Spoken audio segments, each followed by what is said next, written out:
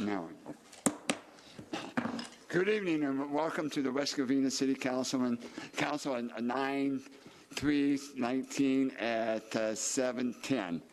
Tonight, our invocation will be led by Reverend Mishiachi, if I pronounced her name correctly, I hope so. And then our Pledge of Allegiance will be led by Mayor Pro Tem Wu. Please, everybody, please stand.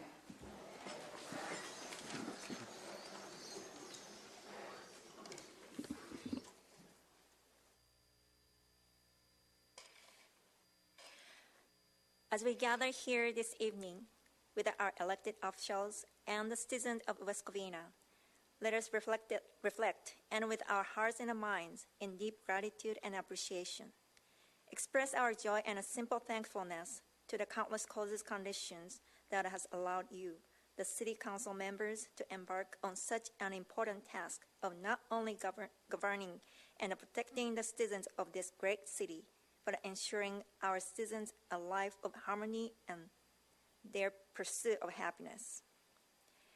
The practice of living in harmony and happiness with others is based on the clear understanding of life, which is oneness.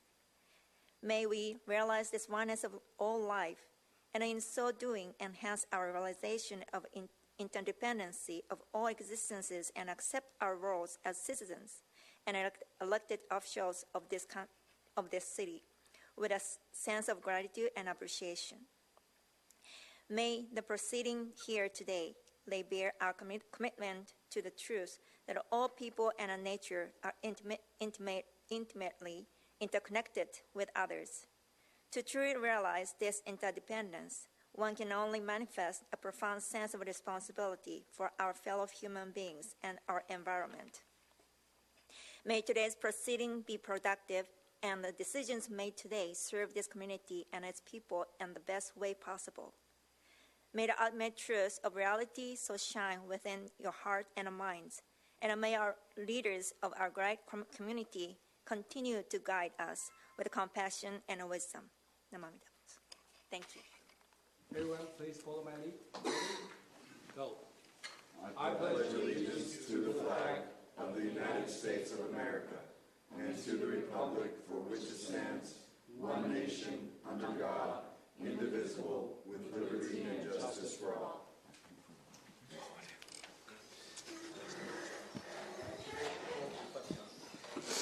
Roll call. Councilman Castellanos. Here. Councilwoman Lopez Viado. Present. Councilmember Shoemaker. Here. Mayor Pro Tem Wu.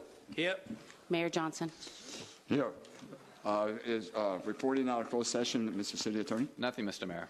Okay, at this time we have no presentations. So at this time we shall move into oral communications.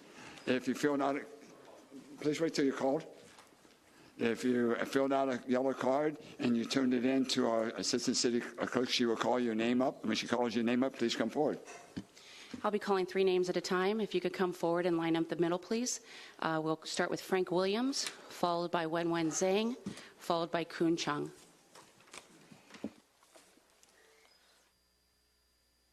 All right, good afternoon, good evening, City Council, and especially wanted to come here with immense gratitude.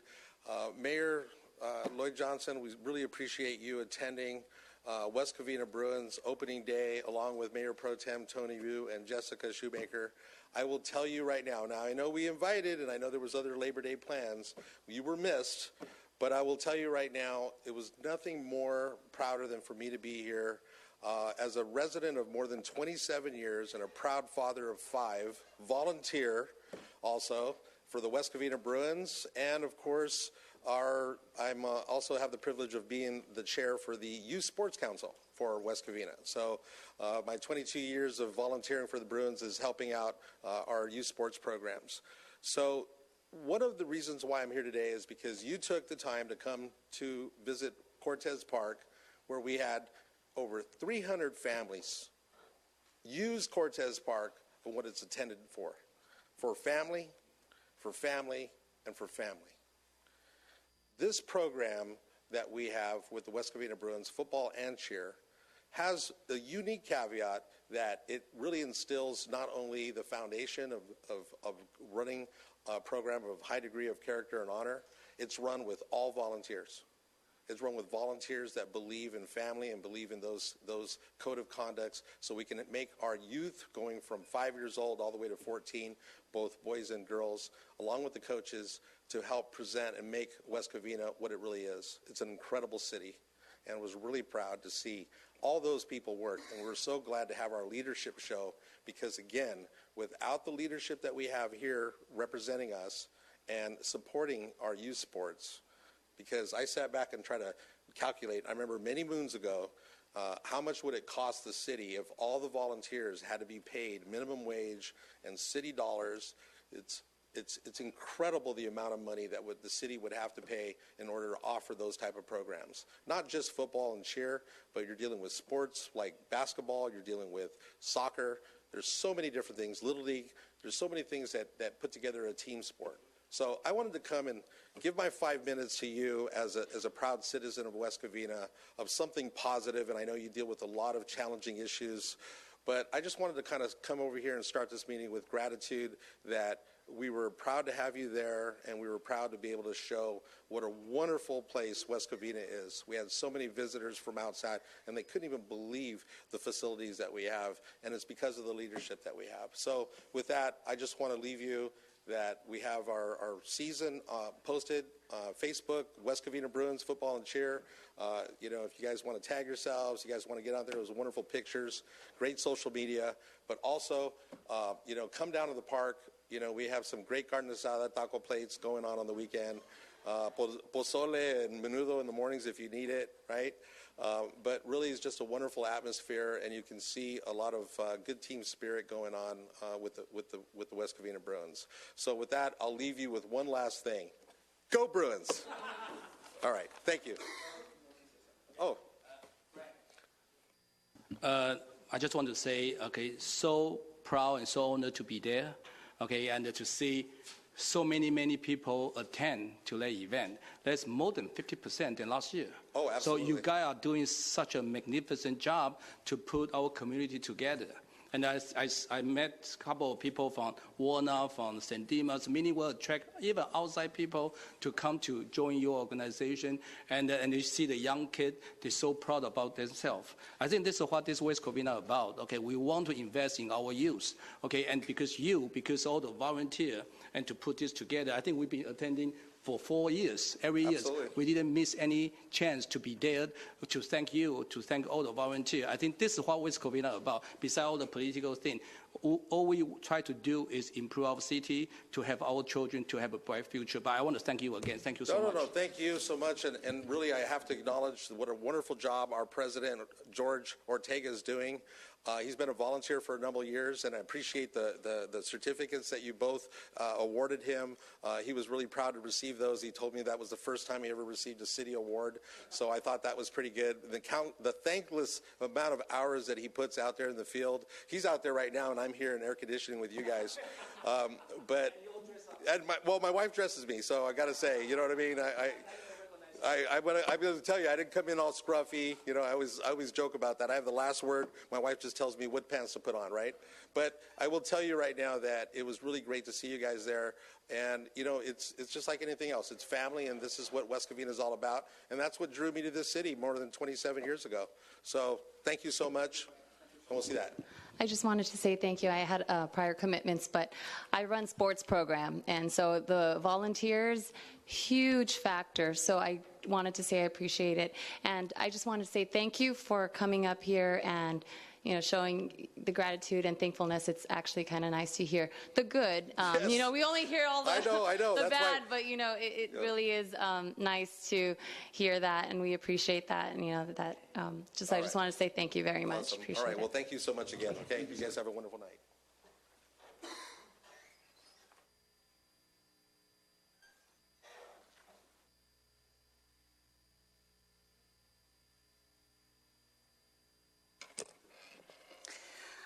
Good evening, Mr. Mayor, City Council members, staff, and everyone in the audience and watching at home. My name is Wen Zhang, and I'm the West Covina Library Manager. I'd like to make a quick announcement of upcoming programs at the library. September the 15th to October the 15th is National Hispanic Heritage Month. The library will celebrate it with a concert of Latin jazz on Saturday, September the 14th, which is next Saturday, September the 14th at 2 o'clock, 2 to 3 p.m. The concert will feature the musical styling of Francis Living's Eponema Lounge Quartet. And we would like to invite you to come and join us for this relaxing afternoon concert. And also on the same day, the same Saturday, September the 14th, so we will have a book sale in the lobby area from 10 a.m. to 2 p.m. This book sale is hosted by the Friends of West Covina Library. And I also wanted to mention that the library will hold a starting and growing your business workshop series. There will be 3 workshops. The first one is on Thursday, September the 12th, which is next Thursday, from 12 to 1:30 p.m. It will talk about how to form a corporation or LLC. So come to the workshop and find out which business entity is right for you. The second workshop is on Thursday, September the 26th, 12 to 1:30 p.m. The topic is know before you sign on the dotted line. So come to know and come to learn, actually, how to negotiate business contract. The third workshop will be held 2 months later, on Monday, November the 18th, 12 to 1:30 p.m. And that workshop will focus on how to get your business licensed. This business workshop series is co-sponsored by the LA Law Library and Acadia Public Library. The presenters are all professionals. Thank you for your time, and you have a wonderful evening.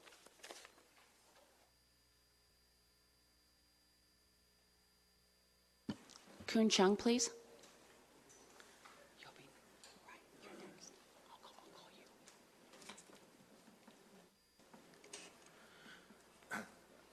Good evening, council members and members in attendance today.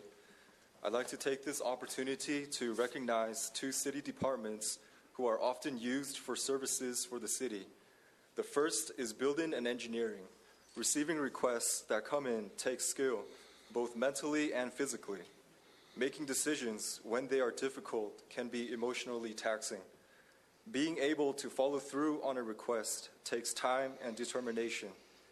They have also made it their career to serve the people of this city. The second department is City Yard. Their duties involve physical labor in weather, both good and bad. Furthermore, the effort they make to respond to requests and also answer questions show their commitment to customer service. I'd like to recognize and thank the Building and Engineering and City Yard for their contributions to the city. Thank you, council members and members in the audience for your time. I'd like to call forward Ryan, followed by Patrick Bakich, followed by Jim Grivich.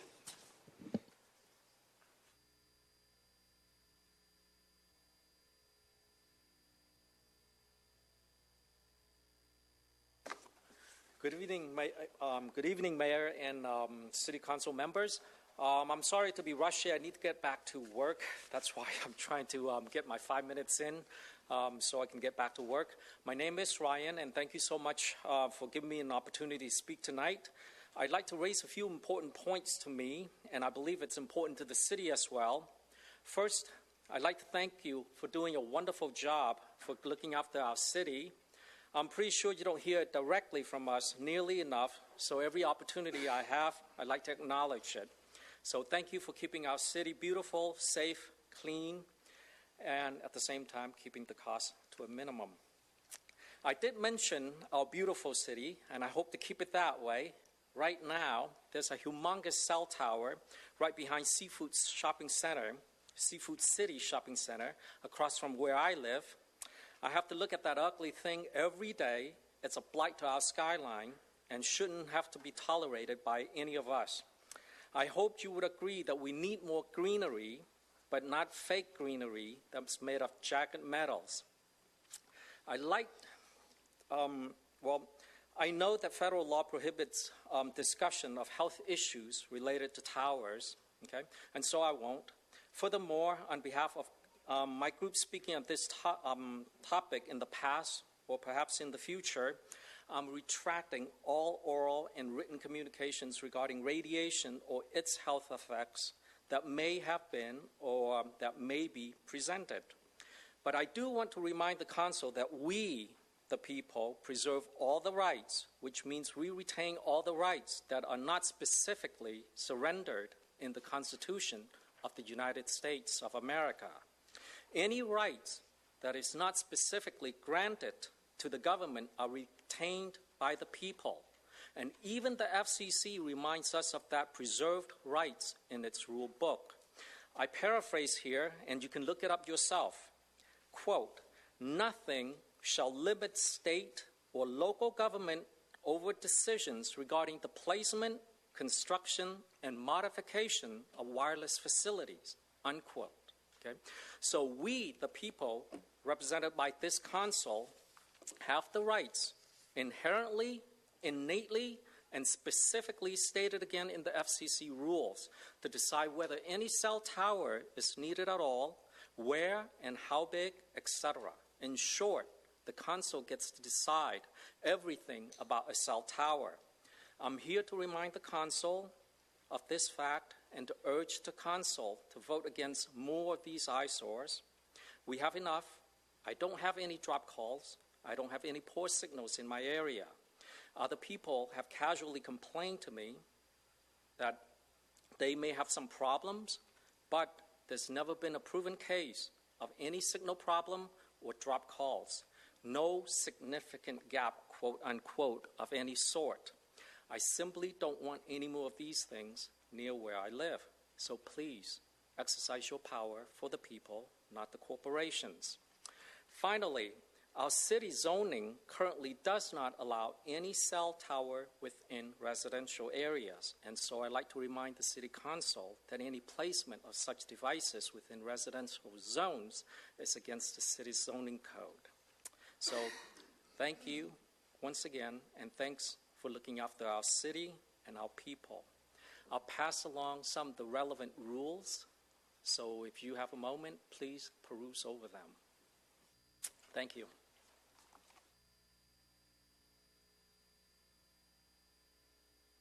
Patrick? Good evening. Good evening, Council. Got some footnotes. As some of you know, I'm Patrick Bassich. I provided I live in West Covina. I'm a West Covina resident. I provided the audio for the summer concerts in the courtyard for 6 years in a row. And then the city stopped using me. I wasn't called. And this was in the aftermath of me addressing that I was violated in a business agreement between members of the Greater West Covina Business Association and myself. I did have some communication with your assistant city manager, Nicole Bresciani, and then I was ghosted. I have some unanswered questions. I want to know what circumstances, discussions led to my non-use. I want to tell you, I don't want to say all this. I would just like to have a meeting with you, Nicole, and to get this straightened out, if that's possible. I've made 3 attempts to get a hold of you, and let's do it. okay? We'll leave it at that for now. Thank you.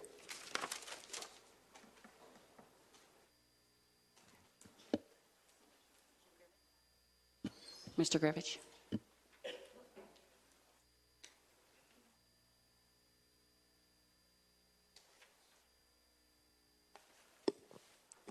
I'm Jim Grivich.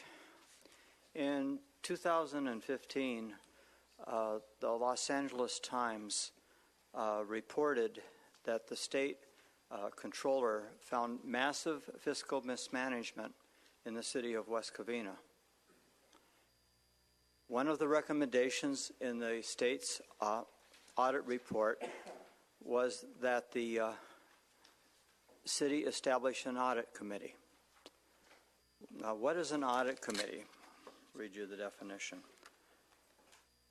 The audit committee is for independent people to evaluate if the city is honest about the money. That's, in essence, all it's about. And I'm sure you realize at this point, I'm seriously concerned about an initiative petition that is being circulated that calls for the elimination of the audit committee. In essence, on the surface, it sounds like a request to return to massive fiscal mismanagement. And I don't think that is good for this city. And I don't think you should either. I am not sure what motivated this by the proponents, but I'm asking the council to consider responding to this issue, because I think it is part of your stewardship of the money of the city, the taxpayers' money, to make sure that the city is honest about the money. And speaking of honesty, I'd like to talk about another issue. I became aware a while back that there's been a series of postings on social media, essentially all saying the same thing, that there are people that are gathering signatures with respect to the initiative that are dishonest. They are saying things like, this money is for public safety, and when you read the actual initiative, it isn't for public safety, it's for general purposes. The people who are gathering the signatures are saying things like, it's just moving money from one place to another so that the city gets a larger share of the money. That isn't what it is at all. It's a tax increase. And when I read these comments, I got concerned, so I decided to do things scientifically and go check it out for myself. So I went to two different people that were gathering initiatives. And what was kind of interesting about both of them is they didn't wait for me to say anything. They started talking first. And they both started with kind of the same speech. So I figured that was kind of, they were told to say these things. And it went something like this. City of West Covina doesn't get all the money it should get. They only get 1% of the tax, and this initiative will get them more of the tax. And, well, that isn't quite the whole story. And I said, how? How's that going to happen? And one of the gentlemen responded by saying, well, it's not a tax increase. They're just going to get more money if you sign this. And I think you know that's a lie. It is a tax increase. And I'm really concerned about a process that involves lying to the public to try to get them to sign an initiative and misrepresenting what the money's going to be for. And I'm asking the proponents of this initiative to take action, because these people shouldn't be out there collecting signatures and saying the things they're saying. And I'm asking the city council to take action also. I think you have an obligation. You represent the people of the city. And when you find out that they're being told things that aren't true, I think you need to say something.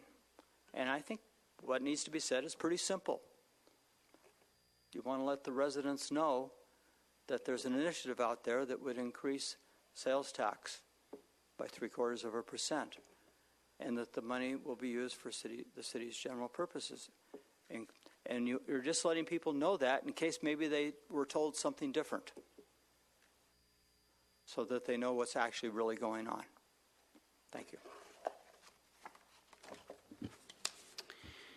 Final two speakers for the evening, Brian Tabatabui and Colleen Rosati.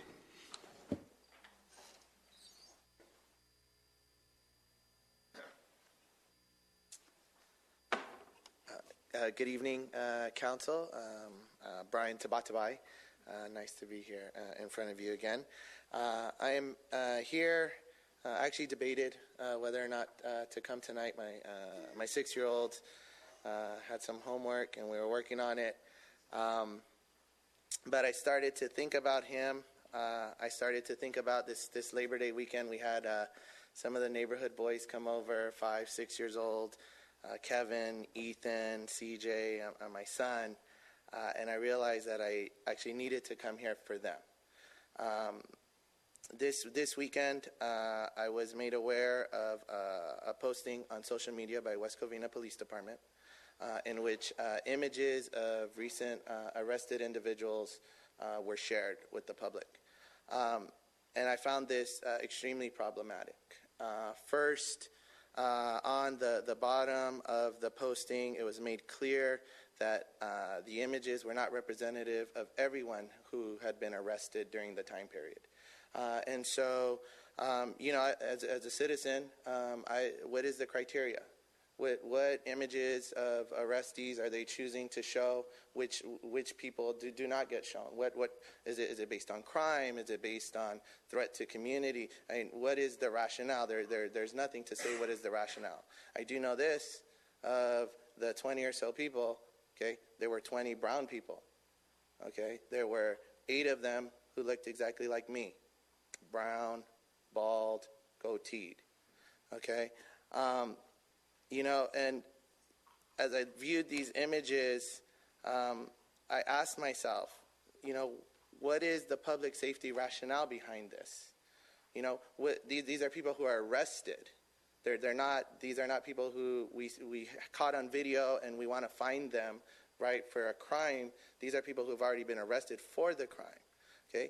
Are these people going to be released back into the community? Probably, because their trial will probably be at a later date. But we also have a system where you're innocent until proven guilty. So what are we supposed to do when we see these people in our community? Are we supposed to follow them when they go into our stores? Are we supposed to profile them? If we see them walking on the street, walking their dog, are we supposed to call the police on them? Again, I know what community members have done with the information. One post I read said, these are the people that crawl in our city. Another post asked, how many of them are illegal? So I understand what these images do, right? They just add to the bias. Just last year, LA County Sheriff was found to have illegally profiled over 1,000 male Latino drivers on the 5 freeway. Okay, so this is not like this guy's being paranoid about racial profiling. I moved to West Covina in 2016. Since I've moved here, I've been pulled over by West Covina police 3 times. 2 of those times, the officer did not even get out of the car. Pulled me over, I sat, kept both hands on the wheel like I always do, and then after sitting for a couple minutes, he left. Okay, I don't know why I was stopped, but I was. In 2010, before I moved to West Covina, I coached football at Almani High School.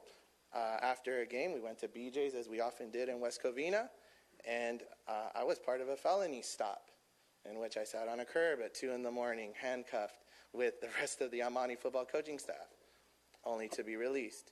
So I understand what profiling is, and I understand what these images do. And these images do not make me safer, does not make my community safer. It puts me in danger. And I have a 6-year-old son that is one day going to grow up and going to look like me. When I was 18 years old, I got into UCLA. It was fantastic. Like, you did everything right? You got into UCLA. Within my first month, walking to my car on Veteran Avenue, a police officer, after I got off of work, working in the cafeteria, washing dishes, paying for school, being a great citizen, right, stopped me, questioned me, had me sit on a curb right there on Veteran Avenue as cars drove by, and then let me go, right? So I understand what these images do. These images do not make people who look like me safe in the community. So I want to know, what is the rationale? What is the public safety rationale for the West Covina Police to issue images of certain people who've been arrested? How is it making us safer? And unless there is a valid reason for public safety, the West Covina Police Department should not be issuing these. Thank you.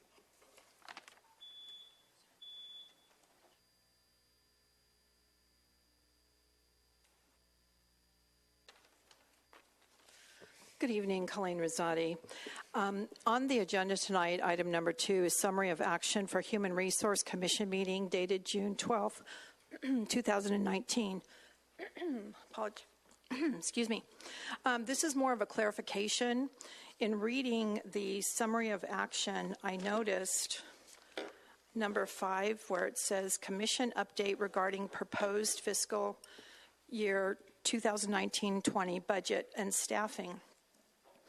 This meeting was held on the 14th of August, but it references June 12th. It says building and engineering have been fully removed from the budget as the city is seeking to contract out services. It was indicated that the process is extensive and mandated staff time and attention. Department heads have been well impacted, with the city eliminating the Human Resource and Risk Management Director. This was a real hot topic for the Finance and Audit Committee when the budget showed that you were going to remove the HR director, and then when Dave had a community budget meeting, it was also a hot topic. So this is merely for clarification for myself and maybe some of the public that is aware of this. Did we go ahead and eliminate the HR director and risk management, and have we filled the position? Those are questions. Okay, thank you. We have no more speakers at this time. Okay, since that's the first one, why don't you go ahead and respond to that, please, City Manager. Thank you, Mayor. Regarding the HR director position, we were looking for all kinds of economies in the budget, but the reaction from both the Audit and Finance Committee and the community meeting we had in these chambers was that that wasn't an idea that was recommended. So that position was funded in the budget that the council adopted. The recruitment has been ongoing since. We've now got a candidate, which I intend to seek public ratification of on the next agenda. Happy to report we found a terrific candidate for that position. Thank you. I would like to know if the chief can come down for a minute. We had a resident asking something about some profiling, and I'd like to have from the chief, please.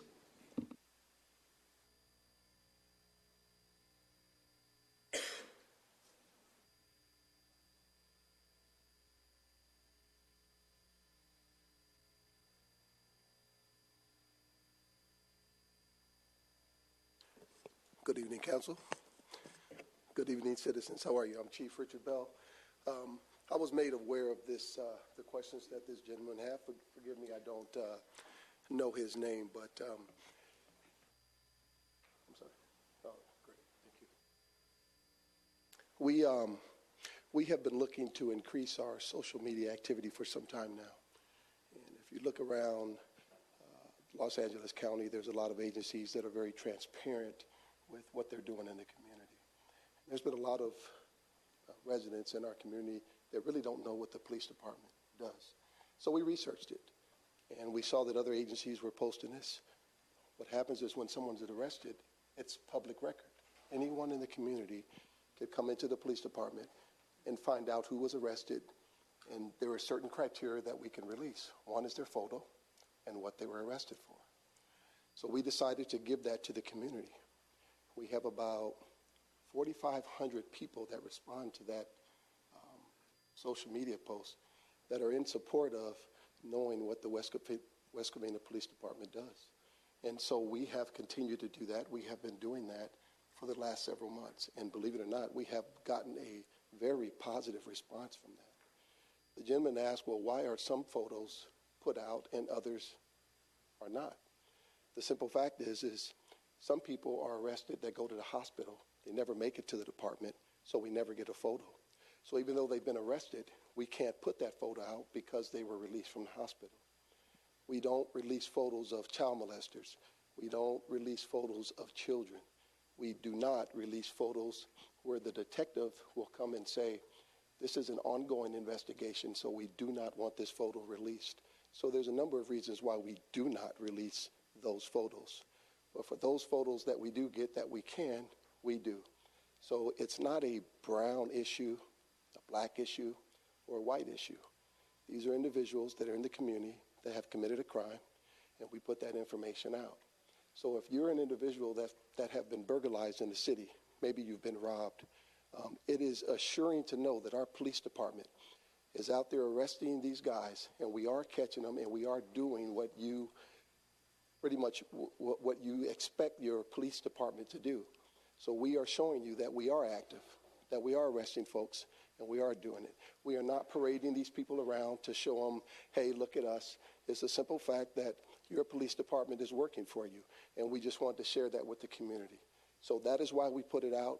Like I said, we've had a very favorable response from it. As a matter of fact, since we've been doing it, this is the first time that I've ever, I don't get on the social media, that we've had someone actually come up and speak against it.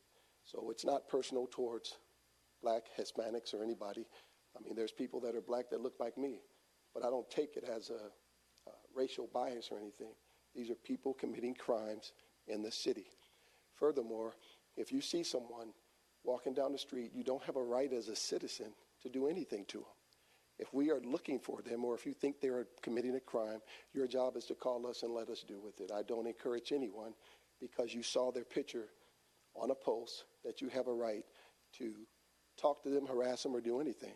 If they've committed a crime, they've been arrested, and they're released, let them be. That's the way it is. So I hope that answers your question, but so far, I'm sorry, but this has been a very positive response for us, and so unless you have any further question. Can we actually have a scheduled meeting? I know we have chief coffee with a cop, coffee with a chief.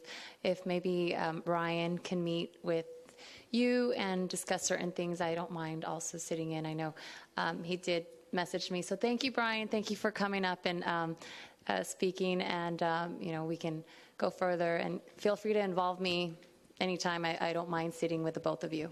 And just so Brian knows, my door is open. I'll give you my card. You can call me.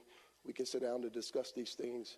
I'm very sensitive to things as well, but I'll be more than happy to share with you our thoughts while we're doing things, and I hope that maybe we can come to some resolution and you'll be satisfied with that. Okay? Is that all right? Thank you. Thank you, Chief.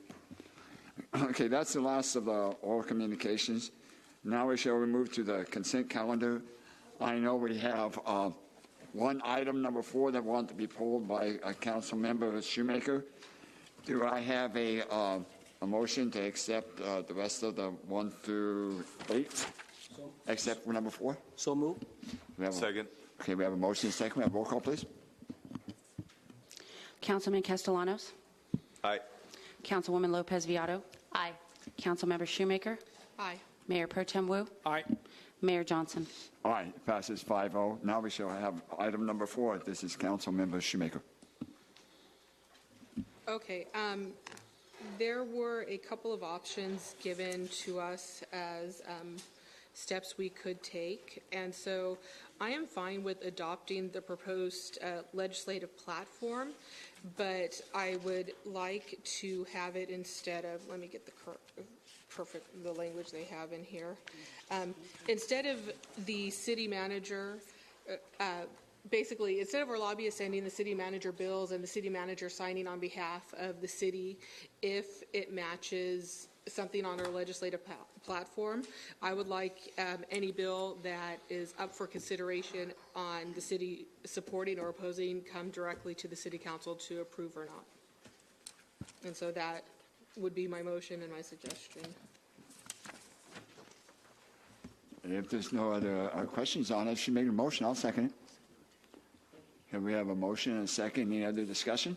If not, we have roll call, please. Councilman Castellanos? Aye. Councilwoman Lopez Viado? Aye. Councilmember Shoemaker? Aye. Mayor Pro Tem Wu? Aye. Mayor Johnson? Aye, passes 5-0. So that is the end of our consent calendar. Now we have one public hearing. So at this matter, it's number 8. Number 8. Okay, this matter is set for public hearing, consists of an appeal of the decision by the Planning Commission to approve administrative use permit number 19-25 through 19-29 to install small wireless facilities in 5 separate locations within the public right-of-way involving the removal and replacement of existing street light poles. Will the city clerk verify the proper legal notices have been given? Verified. Okay, thank you. Now, at this time, I shall open the public hearing on the appeal of the Planning Commission decision to approve the 5 small wireless facilities on street light poles. There will first be a presentation of the staff report. Then we shall hear from those in favor of their appeal, then the appellant, followed by anyone else wishing to speak on the appeal. Finally, the appellant will have the opportunity to give the rebuttal to any testimony received in opposition to the appeal. Mr. City Manager, who shall give us a report. We're going to be having our planning manager, Joanne Burns, present that, and then I'm going to, first of all, let our one of our city attorneys, Baron Bettenhausen, talk first. Thank you, Mayor, members of the council, residents. My name is Baron Bettenhausen. I'm one of your city attorneys who has been tasked to handle a lot of telecommunication issues. Specifically, I've been asked here tonight to provide a brief overview before the staff report in regards to the overarching law governing small wireless facilities. There's pretty strong momentum towards small wireless facilities. As you may know, you have pretty significant zoning discretion when it comes to your city. However, there are some aspects which have been limited by the federal government.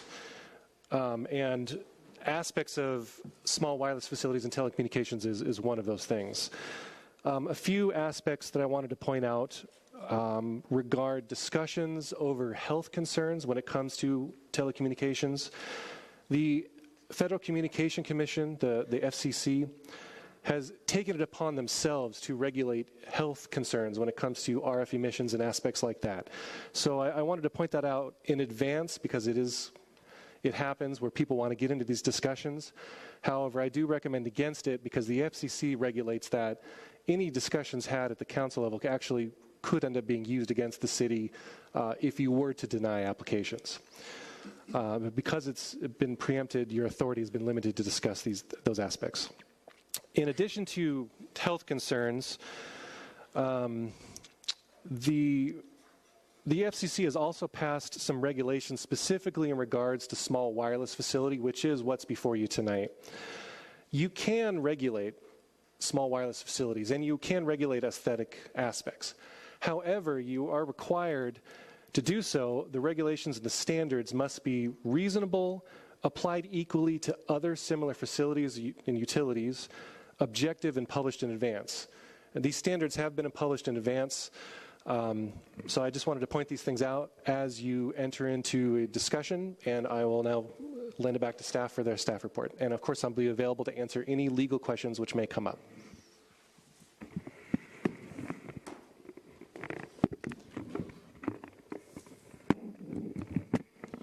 Good evening, Honorable Mayor, members of the City Council, and members of the public. First off, I would like to say that it's an honor for me to present to you tonight since this will be my first time presenting to the City Council. So thank you for allowing me to do so. Okay, to start off with, since we are reviewing 5 different applications tonight, since the application and design of all 5 administrative use permit plans are identical, staff has consolidated the discussion to a single agenda item to process the applications as efficiently as possible. This was reviewed by the Planning Commission in a similar manner. Separate resolutions have been prepared for the 5 different applications tonight. First off, I would like to start off with some background information. As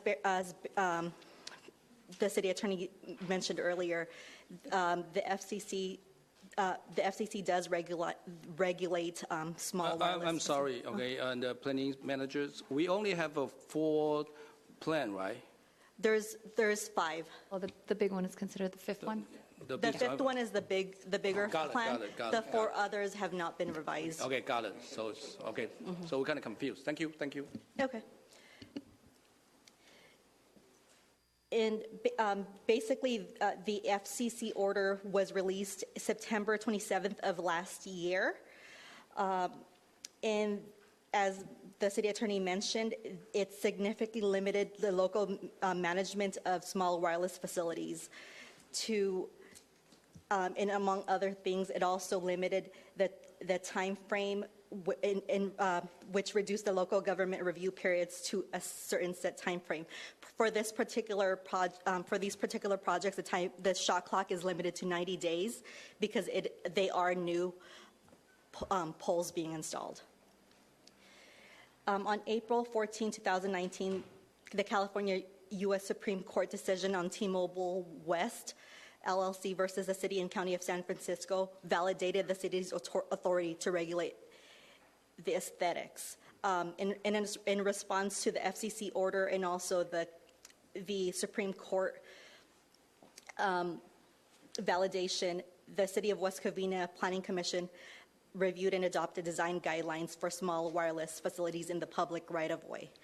The city's municipal code does regulate wireless facilities in general, but it does not specify small wireless facilities in the public right-of-way. Basically, the difference between small wireless facilities and wireless telecommunication facilities that the city does regulate is that the wireless telecommunication facilities are those big poles that are usually around 60 feet tall, and they sometimes look like trees. And this particular application is different from those. These are small wireless facilities on top of light poles. In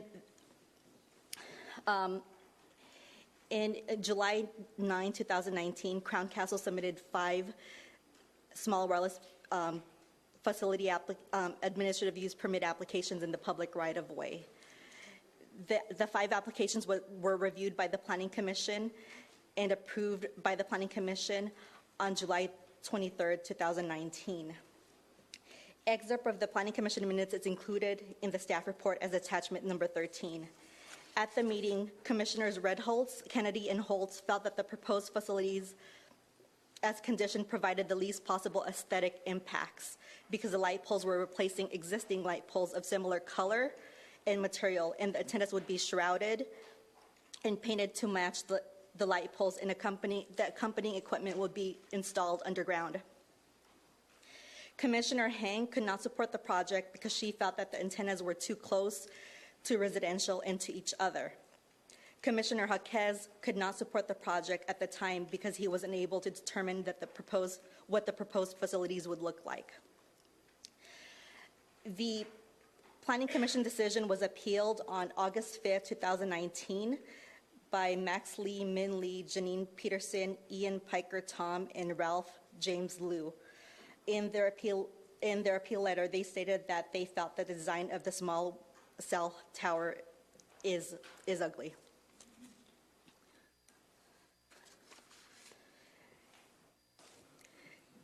Since, as part of the design guidelines, when it was adopted by the Planning Commission, it was determined that the process would be the administrative use permit application process. Because in the city's municipal code, it states that for any projects not included or not specified in the municipal code, it would have to go through the AUP process. Again, Crown Castle is proposing to install 5 small wireless facilities in the public right-of-way to serve T-Mobile customers. In the municipal code, wireless telecommunication facilities are allowed in residential areas on light poles per West Covina Municipal Code Section 26-685.984A 2. This ordinance, per ordinance number 1991, which was approved on April 1st, 1997. Review by public hearing per the small wireless design guidelines was required because the proposed small wireless facilities were located within 100 feet from residential properties. So basically, the small wireless design guidelines were published in advance, and they had set design standards. If the proposal complied with all the design standards, then it would be approved administratively or ministerially by staff. If it does not comply with any one of those standards, then it automatically gets forwarded to the Planning Commission through a public hearing process.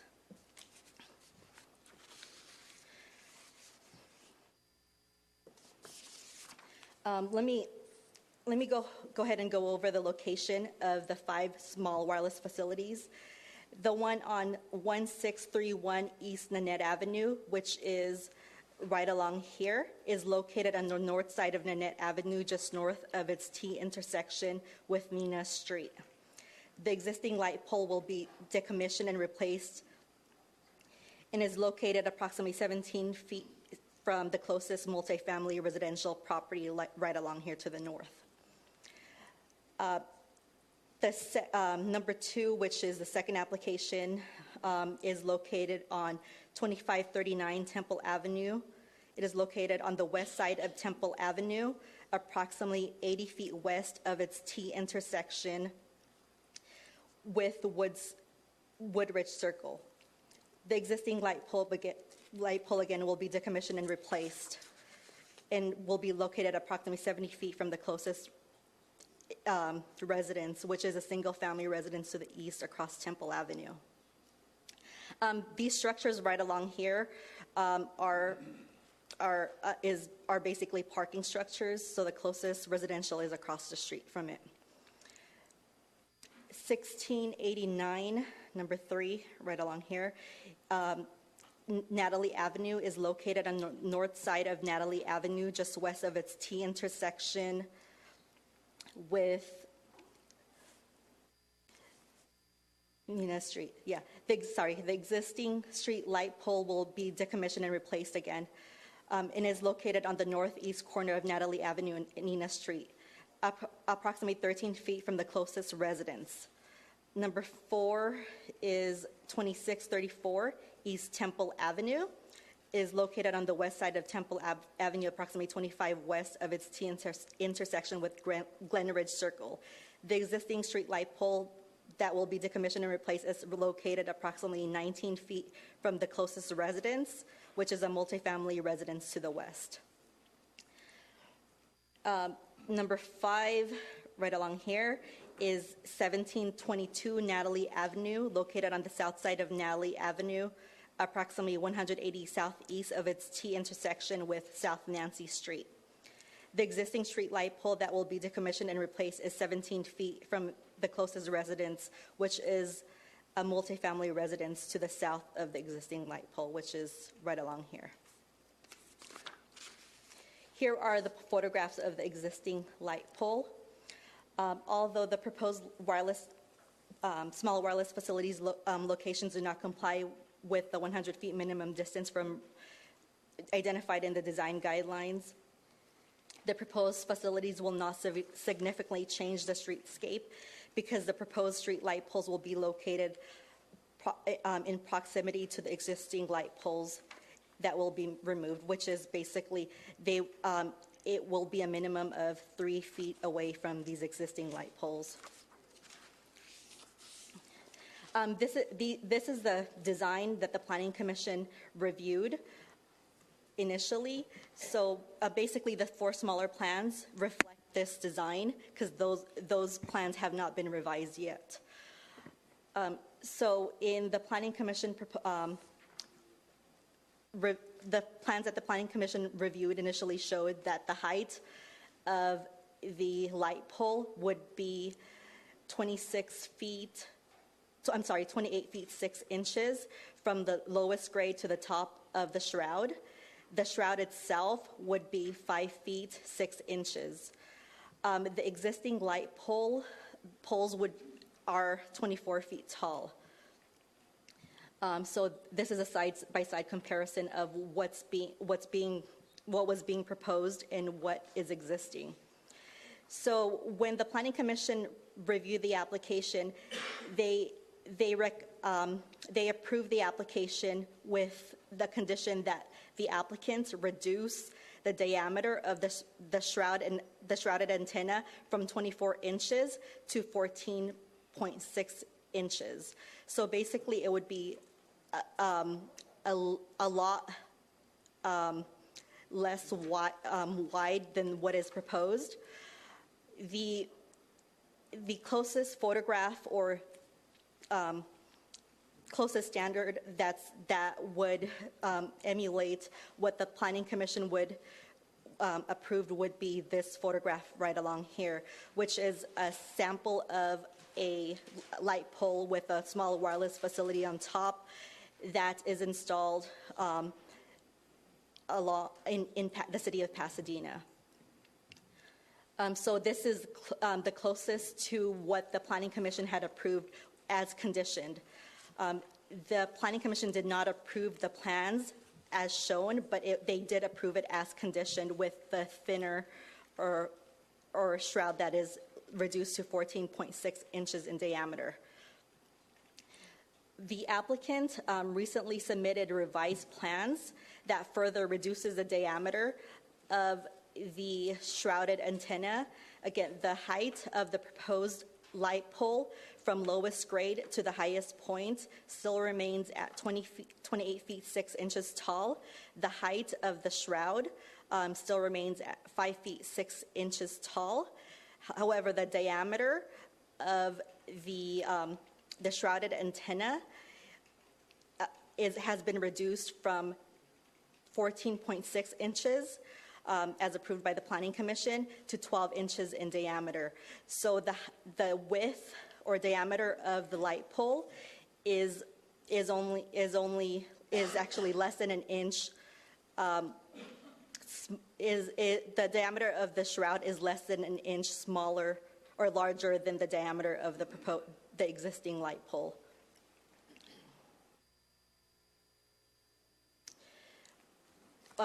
With this, staff did review the general plan consistency for the project. In staff's opinion, the project is not in conflict with adopted general plan and is consistent with policy number 6.24, which is to ensure that new development does not expose surrounding land uses to excessive noise, because the equipment for the wireless facility is going to be located underground. Policy 6.5, which minimizes noise conflicts between local noise generators and sensitive receivers. This is accomplished through the underground vaulted equipment and also the setback from residential to the wireless facility. Action 6.25A, which is to continue to enforce the city's existing noise ordinance, and the city's existing noise ordinance will remain in place and will be applicable to the applicant and to the proposed project. As far as the environmental determination, the projects have been determined to be categorically exempt pursuant to section 15302, class 2, which is replacement or reconstruction, because the existing light poles are already in place and will be removed and replaced with newer light poles with the small wireless facilities on top. Tonight, the City Council has 4 options that have been identified in the report. Number 1 is to deny the appeal and uphold the Planning Commission's approval of the AUP applications. 2 is to approve the appeal and overturn the Planning Commission's approval of, it's supposed to be of, the AUP applications. And 3 is approve some but not all of the AUP applications. 4 is to continue the hearing to October 1st, 2019 City Council meeting with direction to the applicant to provide additional information. I would like to note that there is a shot clock that is running, and we are under a time limitation on when the project can be approved or has to be decided upon. So as far as the option, if the City Council would like to continue with direction, it's best to ask the applicant if they are in agreement with tolling the shot clock. With this, staff recommends that the City Council adopt resolution numbers 2019-65, 2019-66, 2019-67, and 2019-68, and 2019-69, upholding the decision of the Planning Commission approving administrative use permit numbers 19-25, 26, 27, 28, and 29 to allow the removal and replacement of existing light poles in the public right-of-way and the installation of wireless facilities on top of the light poles. With this, staff is open to any questions that the City Council may have. And also, staff did receive a phone call from a person that was in opposition of the request, and she could not make it tonight. So she forwarded me an email that stated that she is in opposition of the request because she felt that wireless facilities should be limited to commercial areas and not residential. I just have two questions for you. First of all, from what I understand, you correct me if I'm wrong in either one of these. From my understanding, these small cell towers is 1-for-1. If you have a light pole, then you can replace it.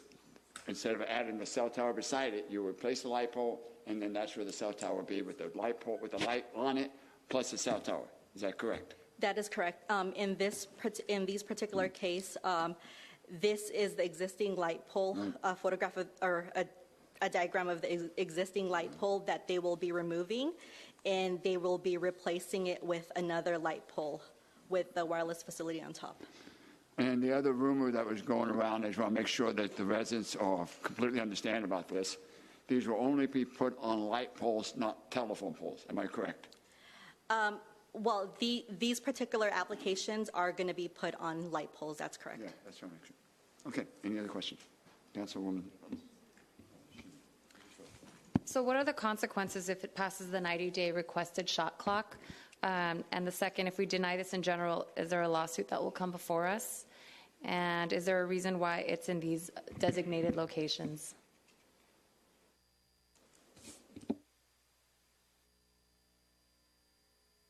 So the penalty for passing the shot clock, am I good? Am I good? Okay. If we pass the shot clock without making a decision, it's deemed approved. So we have to have an affirmative or final decision, and the appeal kind of has delayed that. And I apologize. What was the second part of your question? If we deny this in general, is there a lawsuit that will come before us? Well, ultimately, that would be up to the carrier if you deny it on legal grounds or sufficiently legal grounds. So then you would be in a strong position to defend it. So I can't prognosticate if they're going to file a suit or not, though. And Mr. Mayor, the body will listen to testimony, will look at the staff report, take all the evidence, you'll deliberate, you'll consider it, and you'll make findings whether to approve it or deny it. It's not going to be a capricious decision by this body. It's going to be a well-thought-out decision, which will ensure or maybe safeguard any lawsuit in the future. And is there a reason why it's in those designated areas? Did they do studies on, such as like the drop calls, signal area, or anything of that sort? I think that's a good question for the applicant, but generally in our experience, yes, they propose it because they feel like it will be good for their business to provide better service in those areas. And this question is for the applicant. Just wanted to know what later, but what makes it ugly? That's it.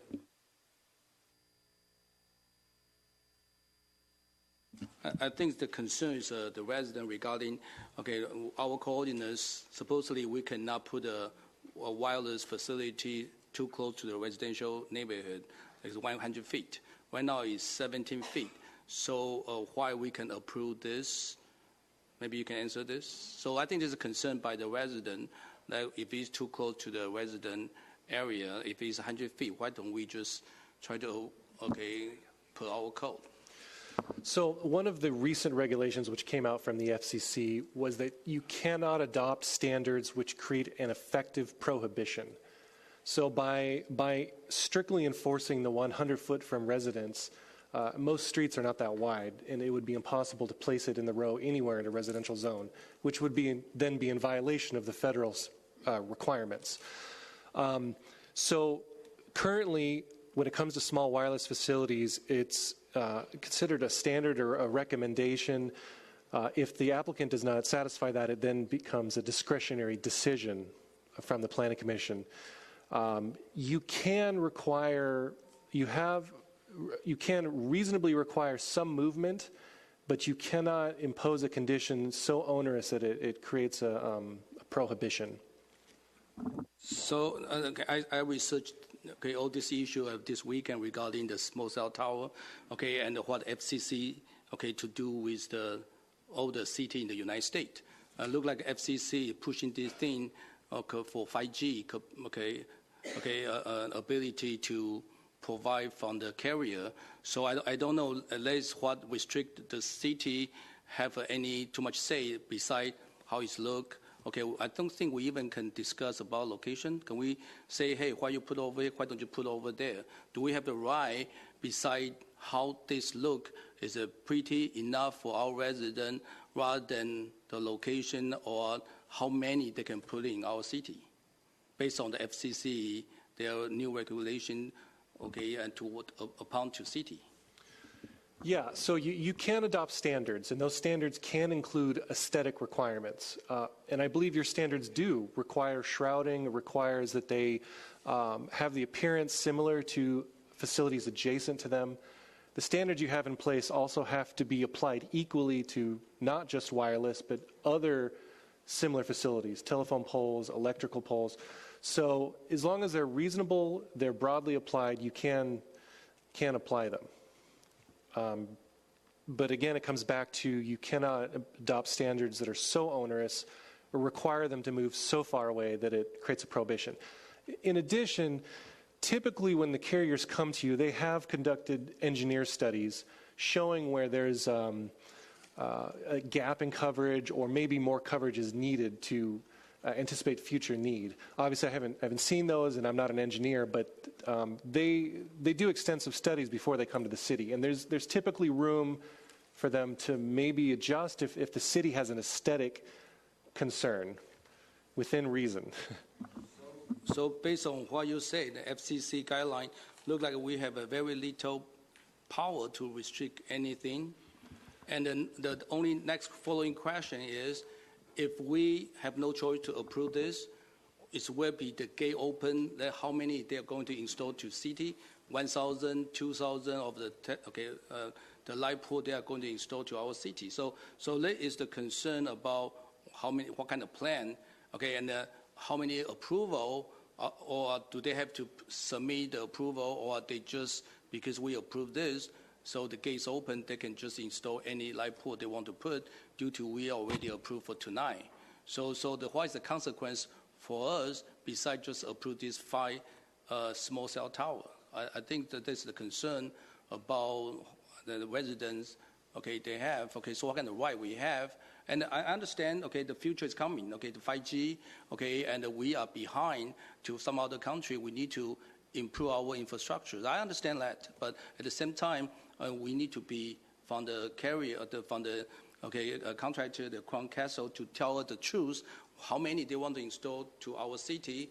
So educate our residents to say, hey, we need this 5G. This is 100 times better, faster, and this and that. I think the education, I think residents will understand, who doesn't want to much faster, cell phone, this and that. But communication maybe is the issue over here for our resident to understand, this cell tower, we have no choice to live with it, but where we put it, and where we want to put continues.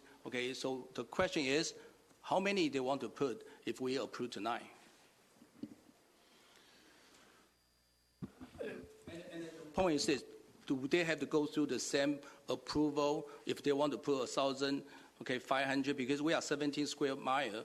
If you go to their coverage, possible you want to put 1,500 to 1,700 of the small cell tower, all the places, because that's how you cover to have a capacity for much more saturate for people to go to the cloud, to go to much faster download, with the auto driving, all that kind of thing. Am I right? So how many you want to put? Do we have to go through the planning for each of the light pool we want to approve if they want to install? The short answer to that is yes. They have to come to the city for each facility that they are trying to install, and they'll have to get city permission, city permits. The rest of your question, I think, would be better answered by the applicant as to what their future plans are in regards to the number. But sound like we have nothing to say after we approve this look tonight. If we're okay with the static, the look like this, and they next thing will be just go to the permit, then they choose which residential area they want to put the and the small cell tower. But again, what I'm saying is this is a communication, education to tell the resident this is something is FCC, the federal government, and plus they want to encourage the builder or the installer to do this ASAP, and for the city. So again, what is the consequence to our city, and what is the future? So to approve or deny is all tough. But what we have to know is the decision that our resident will understand, and plus, the law that we have to comply. Yeah, it is a tough issue, one that's been wrestled with, and the carriers have done substantial lobbying at the federal level, which has unfortunately limited the council's discretion in some aspects. If you were to face a situation where another carrier comes in and wants to locate another pole 8 feet away, you would have some ability to say, no, we think you should move that and space them out, because it would look ugly to have 2 poles immediately next to each other. You could also ask them, maybe you could locate on the existing pole. And that's what small wireless facilities are, is they're intended to be shorter, smaller, less visible. So you will have some discretion. It's not completely taken away from you, but it unfortunately has been limited in some aspects. So Again, this might possible my last question or comment, and after that I want to ask the Crown Castle, after public hearing, public comment. But the point is, and this like I'm nothing against. I think this is something. I have a 3 cell phone. So something the cell reception is very important for everybody, especially for business, especially for I think for the city, for public safety, and for traffic signal. I think if everything I think in the future need to be wireless and communicate to each other. But the consequence of Pandora box, if we open tonight, will it be flooded? Because you bring another question is, other carrier, they're coming in, they say, hey, I want to go next. Then you can see all the light pool will be all with antenna on the top. So that is kind of overkill. So this is another worry. If we have to make a decision tonight, I think it's very tough because we do not want to open the Pandora box. We want to if we want, we would just have enough, to have the 5G, but we don't want all the competitors coming in, everybody want to get a piece of pie, or the co-location, it's going to make it bigger and longer, and growing. So there's some concern, and we, again, I don't think my seat, against any of progress. And I think this is important for our country, our city to have this infrastructure, but at the same time, how we balance, the potential you saturate with all the light pool with antenna on the top, and because everybody want to get a piece of pie. So how can we deal with that? Yeah, to address that, you're right. And unfortunately, the federal government has taken away a lot of that decision. That fight has been had and been made at the federal level, and unfortunately, cities have been losing some of their ability to stop this. The 5G is coming, and the small Wi-Fi facilities are coming. The best we can do is to try and regulate the aesthetics, to impose reasonable standards, which is what our staff, your staff is presented and published and bringing forward tonight. Okay, I just want to make sure that I'm hearing correctly. So we're approving 5 tonight. If somebody comes tomorrow and wants 5 more, they would have to go through the same process this initial company did, correct? That's correct. Legal? Correct. Thank you. Okay, just so that we're all very clear here. I am interested in why this particular area was selected. I remember that there has been, there was actually a discussion before the city council years and years ago about Amar and Azusa being a real dead zone in our community. And so I'm interested that this is kind of in that area. So maybe they're addressing what's always been an issue, but I would like to know why here, because why wouldn't we have started in more industrial areas? And then the last question I have is basically, how does the small towers work in relation to the big ones? I know 5G requires that the towers be closer, which makes sense to have small towers deployed. But does 5G actually also work with existing towers and then connect to another 5G one, or how does that work? And I know that's going to have to be an applicant question, but for me, it kind of goes back to Councilmember Wu's question, which is, are we going to have a situation where every 500 feet in our city, we have a 28-foot light pole, or whatever variation we would need for the small towers to get the city 5G compatible? So. If there's no other questions, let's just open it up to public comment.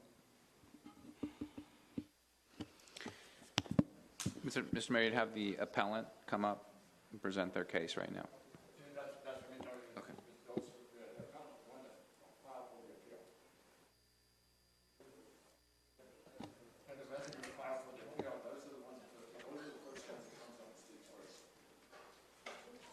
Who is that? Can I ask him to identify? I don't see why not. Yeah. Sir, can you identify yourself for the record? Yes, my name is Ian Pike. I've been a resident of West Covina for 34 years. Am I allowed to provide handouts? Sure. Yes. Is he? Yes, yes, yeah. I'll speak to that towards the end. Good evening, Mayor and City Council members, and I thank you for taking the time to listen to my concerns on this issue. Sir, can you speak into the mic? Yes, certainly. Recently, working with others, I was able to raise funds to appeal these 5 new cell locations. I'd like to express my thanks to the community that come together very, very quickly and allowed us to raise these funds. They come from different parts of West Covina, including the 5 locations being proposed as well as the south side. I think when a community comes together and puts the money where their mouth is and raises this kind of money, it means it's very important to them, and it shows they care about our city.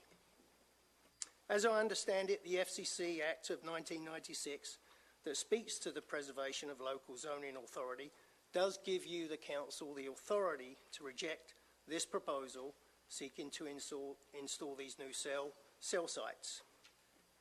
I ask you to reject based on the following. First, it would be on aesthetics. Many of us have a concern and desire to strive for a beautiful West Covina, one that attracts new families, businesses, and maintains or increases the value of our properties.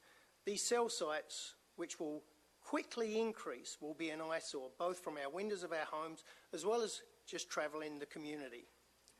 Please remember that once approval is given to one telecom carrier, you cannot discriminate against other carriers, and they will be quick to request the same, which is something the 2 council members spoke to here of concern. Why? Because they do not want to lose market share. So one cell unit can become 3 or 4 very, very quickly. I dread a city with multiple dishes jutting out from everywhere in clear view for everyone to see, whether they're on the top or on the sides or any other place. Yes, just light poles today, but doesn't stop it going to other utility poles. Thousands of these could happen in very short order. Have you noticed how calming and attractive it is when you travel a neighbourhood that has all utilities underground instead of power poles and lines and boxes attached to them? It's also safer and fewer places for graffiti to exist. Yeah, they're not going to climb on top and put the graffiti, but if carriers decide to put them on the side, you know what's going to happen. We see it all the time. I ask you to reject this proposal, keep our city clean and attractive, versus a less desirable place to live because of ugly and unnecessary infrastructure. The second point I wanted to raise is, what's the need? At one time I lived in an area with poor reception, so I purchased a personal cell tower for my home. It cost me $20. I changed providers and they gave me their model tower. These are those towers, $20. It sits in one of my bedrooms. I go from 0 to 1 bar to 4 bars. My data is lightning speed. It's not that ugly, and guess what? I don't have to have all my neighbours look at it because it's in my home, not for everyone else to see. You can get these real quickly. Just go down the road and buy them. So, I do ask, what's the need? The handout I just provided is a copy of the five locations. They seem in very close proximity to the big tower that's behind the seafood restaurant there. So I also have the same question as Council Member Shoemaker. What's the relationship of these poles to the new cell sites and the big tower that's there? You see the colour photo of what the tower looks like. We certainly don't want more of those. Also, have we engaged the carriers and asked them to present their strategy and architecture for 5G? Have we gone to Verizon? Have we gone to AT&T? All the carriers, and asked them to present their architecture and strategy. Maybe this isn't going to be around for long. Maybe there's going to be a technology that comes about. We don't even have to have this. So why do we want to rush into it? Why do we want to take the chance that all of a sudden we're going to be consumed by all these cell sites everywhere? I thank you for listening to me, and I hope you reject this proposal. Thank you.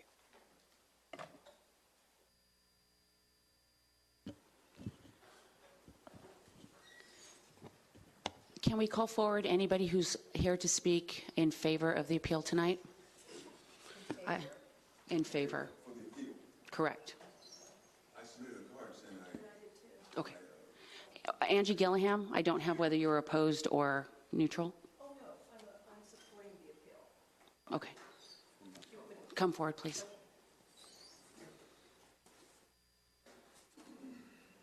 Hello. First of all, I want to say thank you for the good questions that were asked of this council tonight and Mayor Pro Tem. I appreciate that. I'm here tonight to support the appeal that was made against the 5G towers being installed in the south part of our city. There are currently 29 cell towers in our city. The planning commissioners did not ask Crown Castle how many of these small cell towers it would take to be installed across our city. That's we figure if they're going to install some in a small area, that's just the beginning. It would take to be installed across our city to guarantee the type of service they are promoting. No prototype was presented at that meeting. Crown Castle responded, currently these small towers only exist in Los Angeles. I would ask to take more time, I would ask the City Council and the Mayor and Mayor Pro Tem to take more time and establish separation requirements and setting the most preferred locations for these new towers, such as in commercial areas or industrial areas of the city. Let's create buffer zones prohibiting,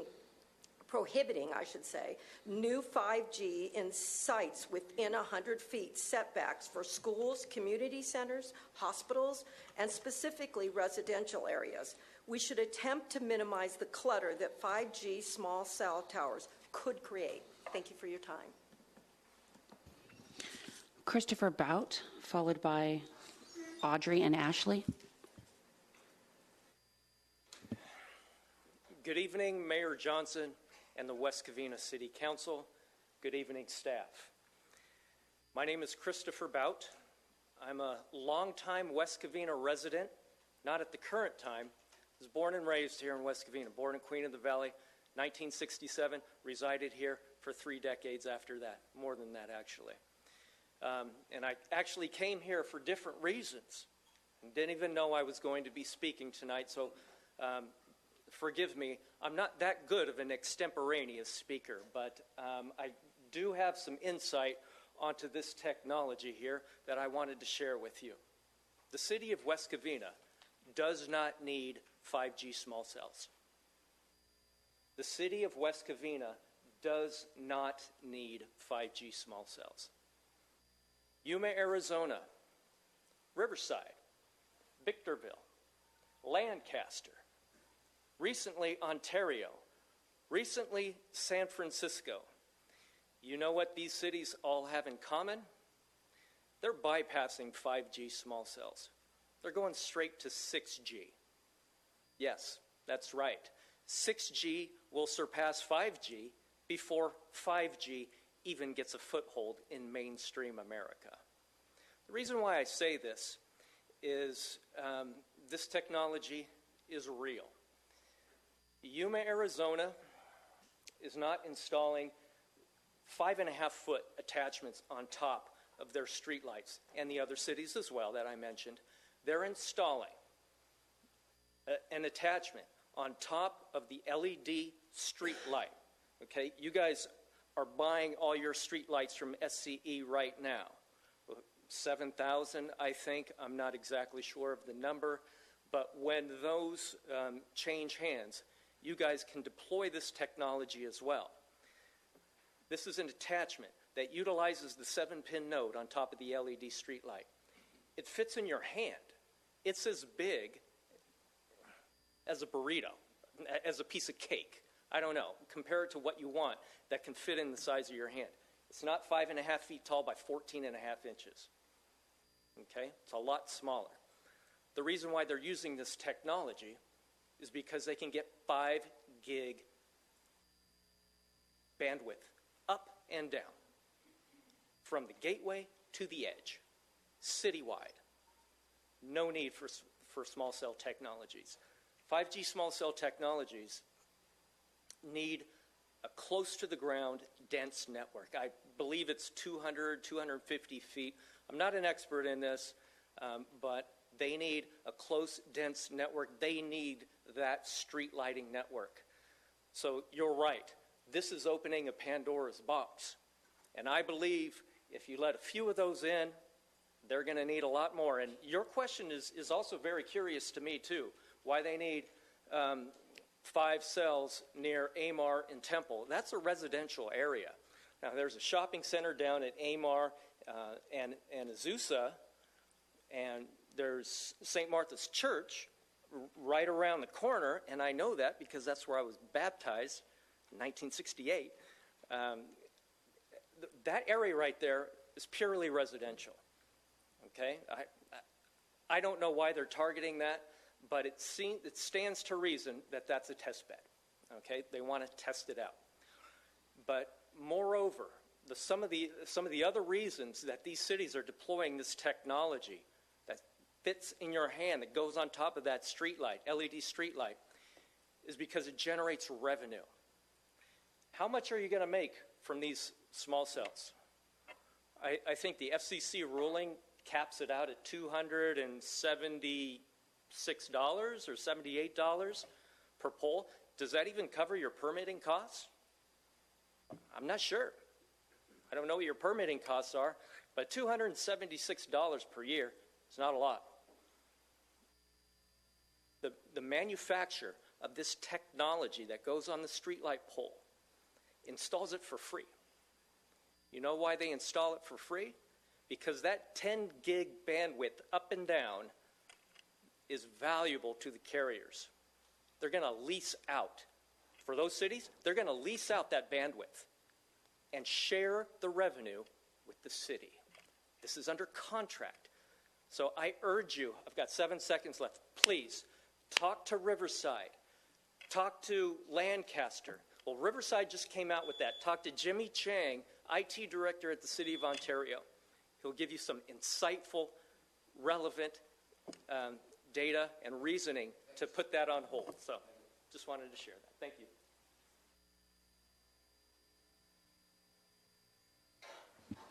I received a card from Audrey and Ashley.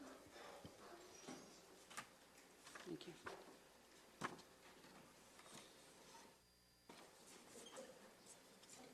Okay. Are you Jeff or Ashley? Okay. I have some handouts for you guys. Oh, they need to start handing them to me. For future handouts, if you could please hand them to the city clerk and I'll provide them to the council. Thank you. Good evening, Mayor and City Council. Thank you for your time. My name is Audrey. My friend and neighbor cannot make it today due to work, and I would like to read her letter.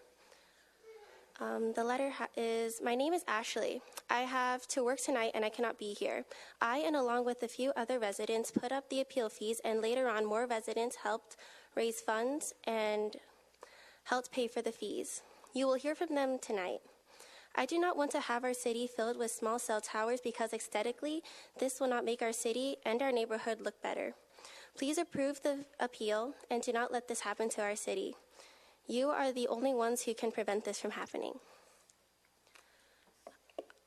Our current appeal fee schedule is completely vulnerable to corporate exploitation, and we need to remedy that. Currently, to appeal one issue with 5 items of the same type will require paying the same fee of $750 5 times at a total of $3,750. If a company were to come in and propose to build 10,000 small cell towers in our city, the appeal fee for that one single issue would be $7,500,000.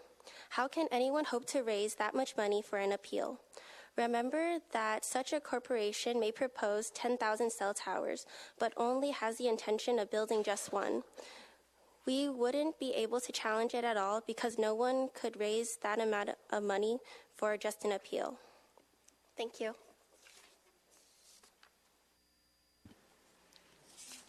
Henry Wong, followed by Frederick Sykes.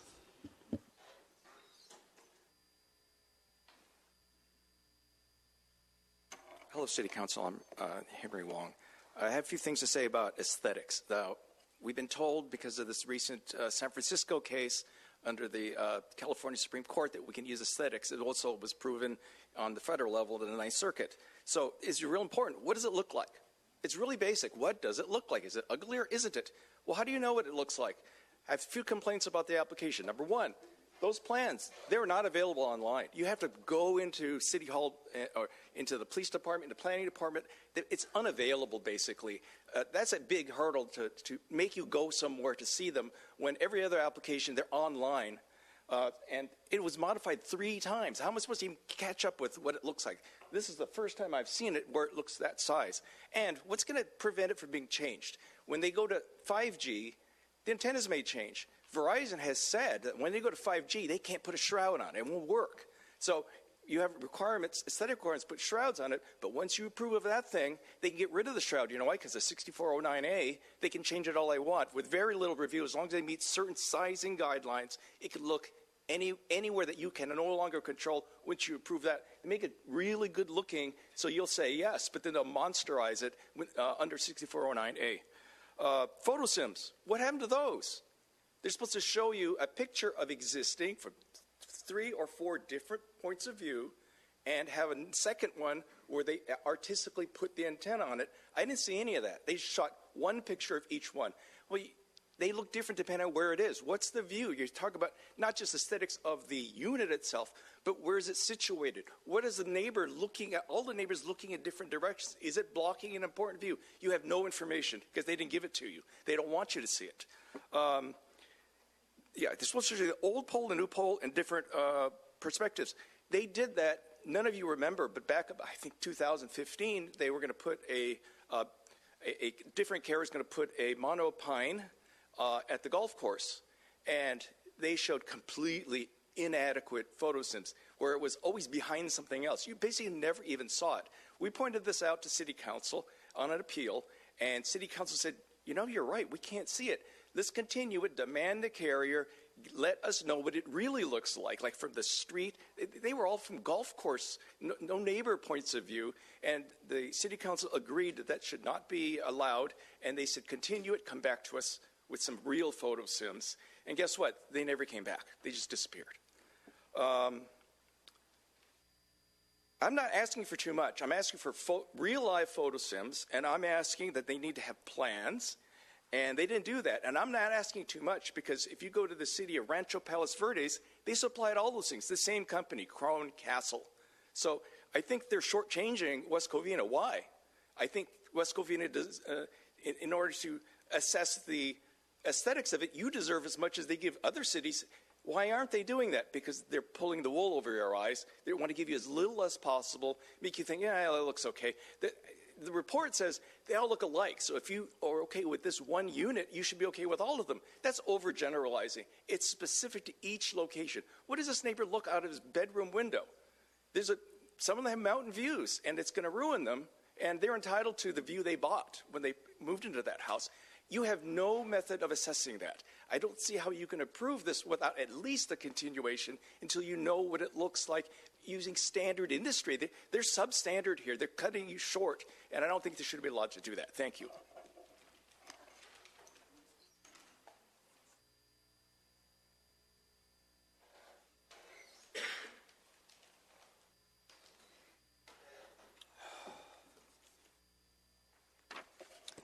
Good evening, Mayor Johnson, members of the City Council, city staff, members of the audience.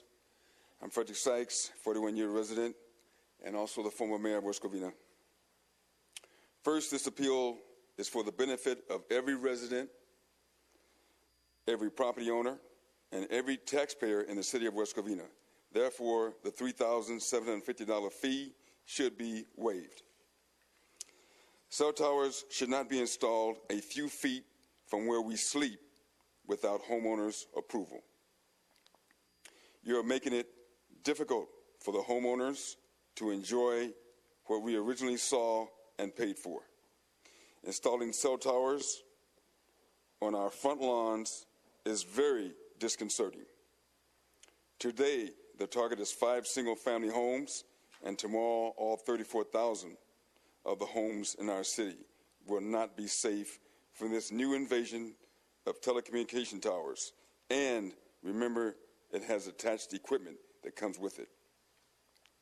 Every resident in West Covina is affected by changes to the aesthetics, the number and the appearance of the cell towers, the safety factors, the negative impact on our environment and the residential areas, and the negative effect on property values. Please use the current municipal codes that are in place to protect the residents, and please stop changing those same codes so that they harm us. At this time, it is money and greed that appears to be motivating these installations without our consideration and or the concerns of the majority of the residents. This kind of mindset is making our city geographically undesirable. At Gemini Street in Giano, when you go there, you will see that SCE has been allowed to violate the general plan, and they have a variance that allowed them to put in an ugly green, graffiti-attracting, 4-foot-tall utility cabinet that's above ground. The general plan calls for subterranean infrastructure. Our city parks have the same problem, cell tower vaults above ground. So this is that slippery slope situation. It just keeps going. And it's the same thing that we're doing to our city with no alcohol in the gas stations law being abolished. And tonight, our officials are ignoring and abolishing the law of no cell towers installed within 100 feet of any residence. Recently, I have seen some of our most civic-minded residents move away because they were uncomfortable with the new direction taken by our elected and appointed officials. When the residents feel the need to sleep under these towers, that is the only rightful and fair time to allow these towers to encroach less than 100 feet from our homes. Please stop these undesirable and negative changes to the community where we invested our lives and our hard-earned working-class dollars. In other words, our home is the most valuable thing that most of us have purchased. Please stop these 5 cell towers from being installed. Approve the appeal. Thank you.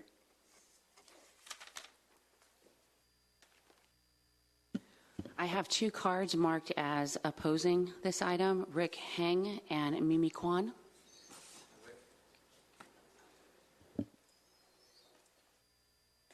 Good evening, honorable councilmen and women. I'm here to oppose the cell tower, the small cell tower, and support the appeal. Sorry for marking it wrong. Okay.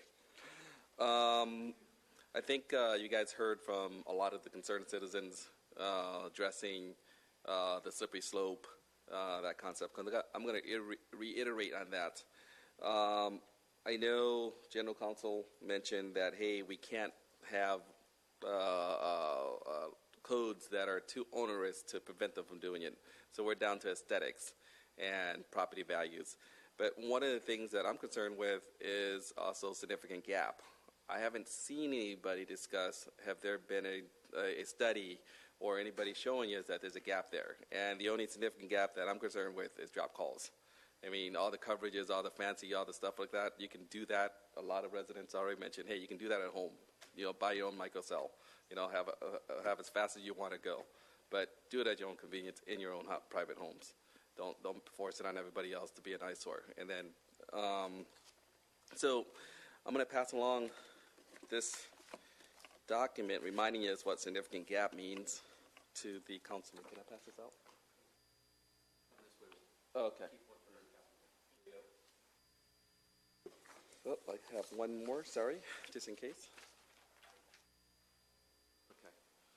So that's just to remind the council that our issue is, I mean, my recommendation is make sure we don't give up our rights as a city to be able to manage what our city looks like, and also, you know, be able to focus on what's important and fight for our rights. We just can't just lay over and give people or give companies the ability to come in here and basically roll over us and do whatever they want, because that's, I think, a very good possibility, because once we go down this path of approving these 5 cell towers, I don't think there's anything going to stop anybody or any company from coming in and demanding more.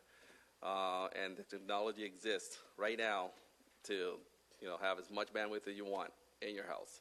There's no reason to have these cell towers on top of every light post. That's it today. Thank you for the time.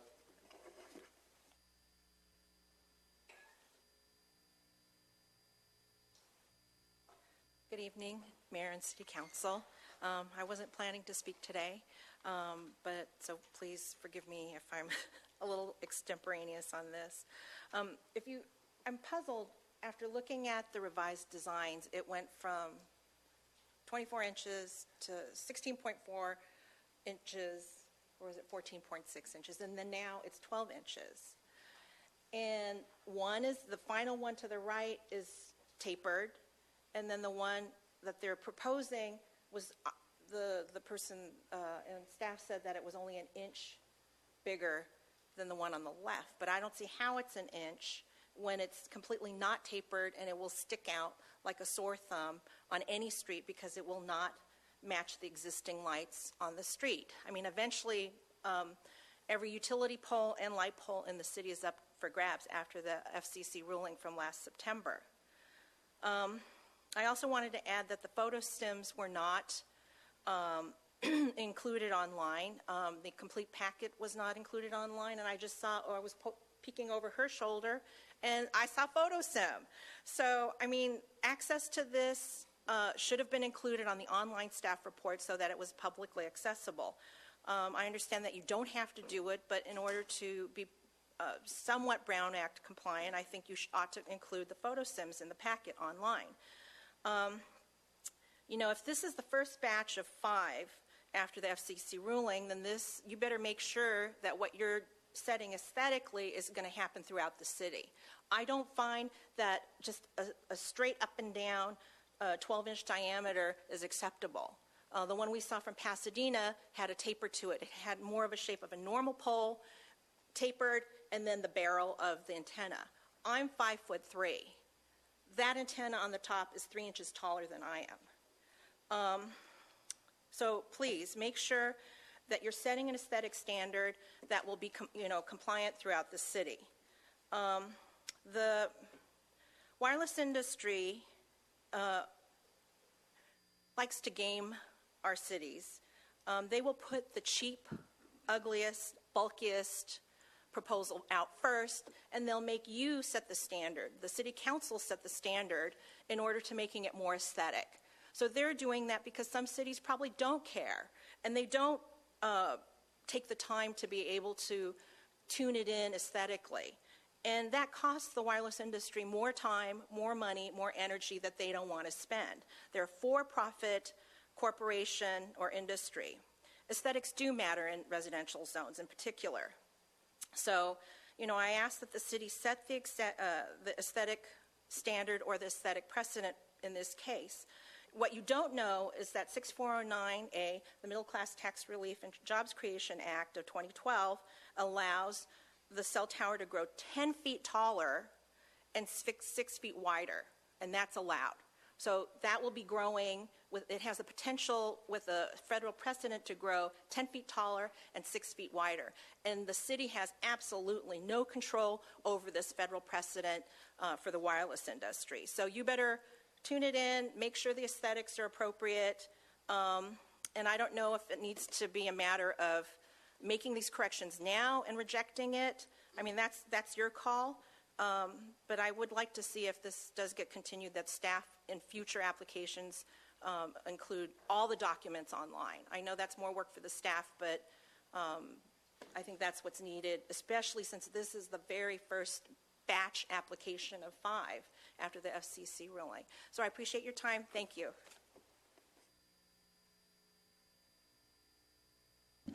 We have no more speaker cards. Okay, now we'll call on council. You come up, please.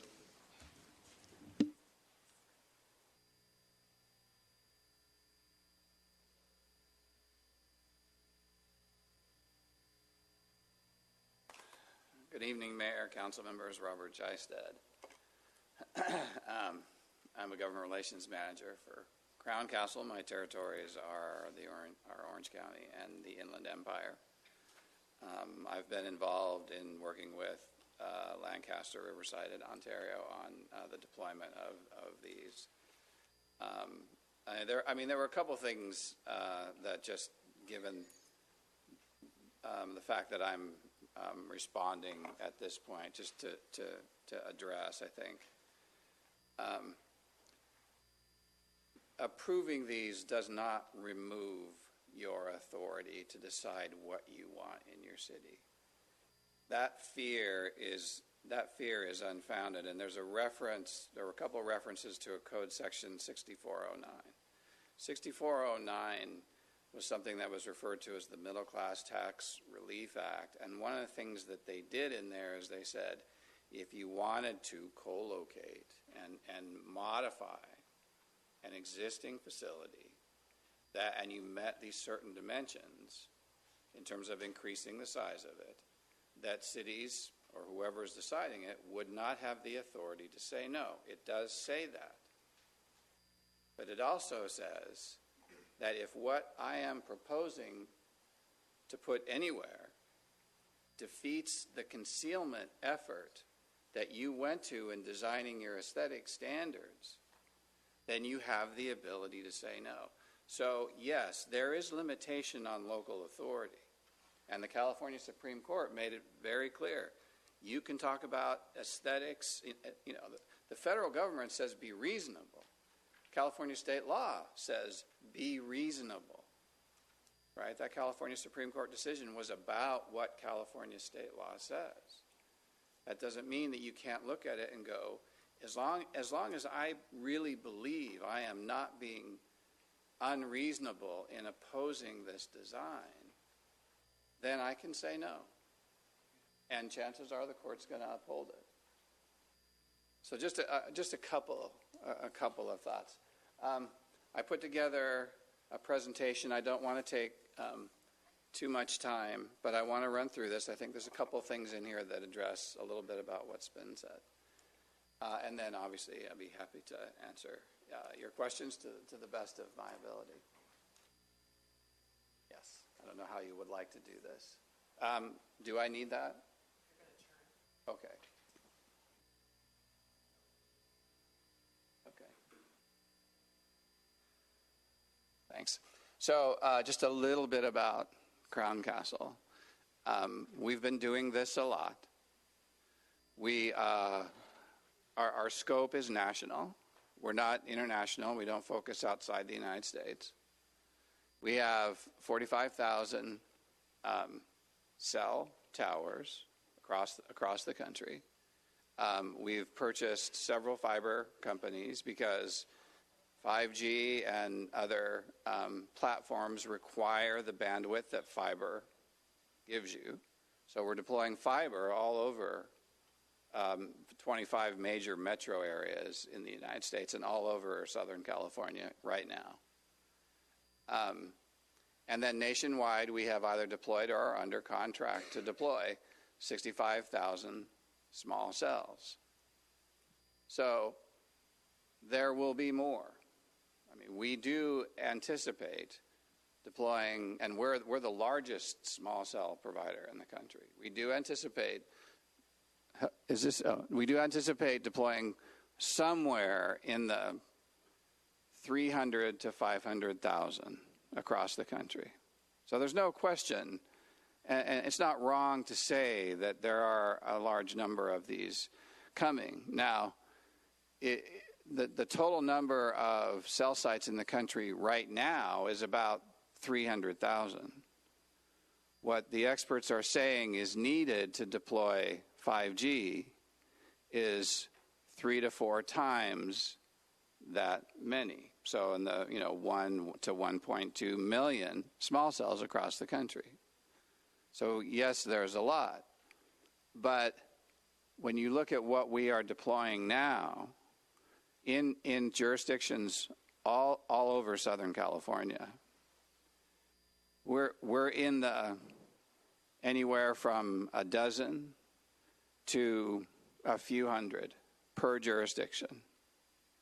So you're really talking about, a few dozen to, maybe in a larger city. Now, city of LA is obviously quite large, so there's more, but maybe 1,000, right? That's the number we're talking about. Just to kind of put that in perspective. Next. Crown Castle is CLEC.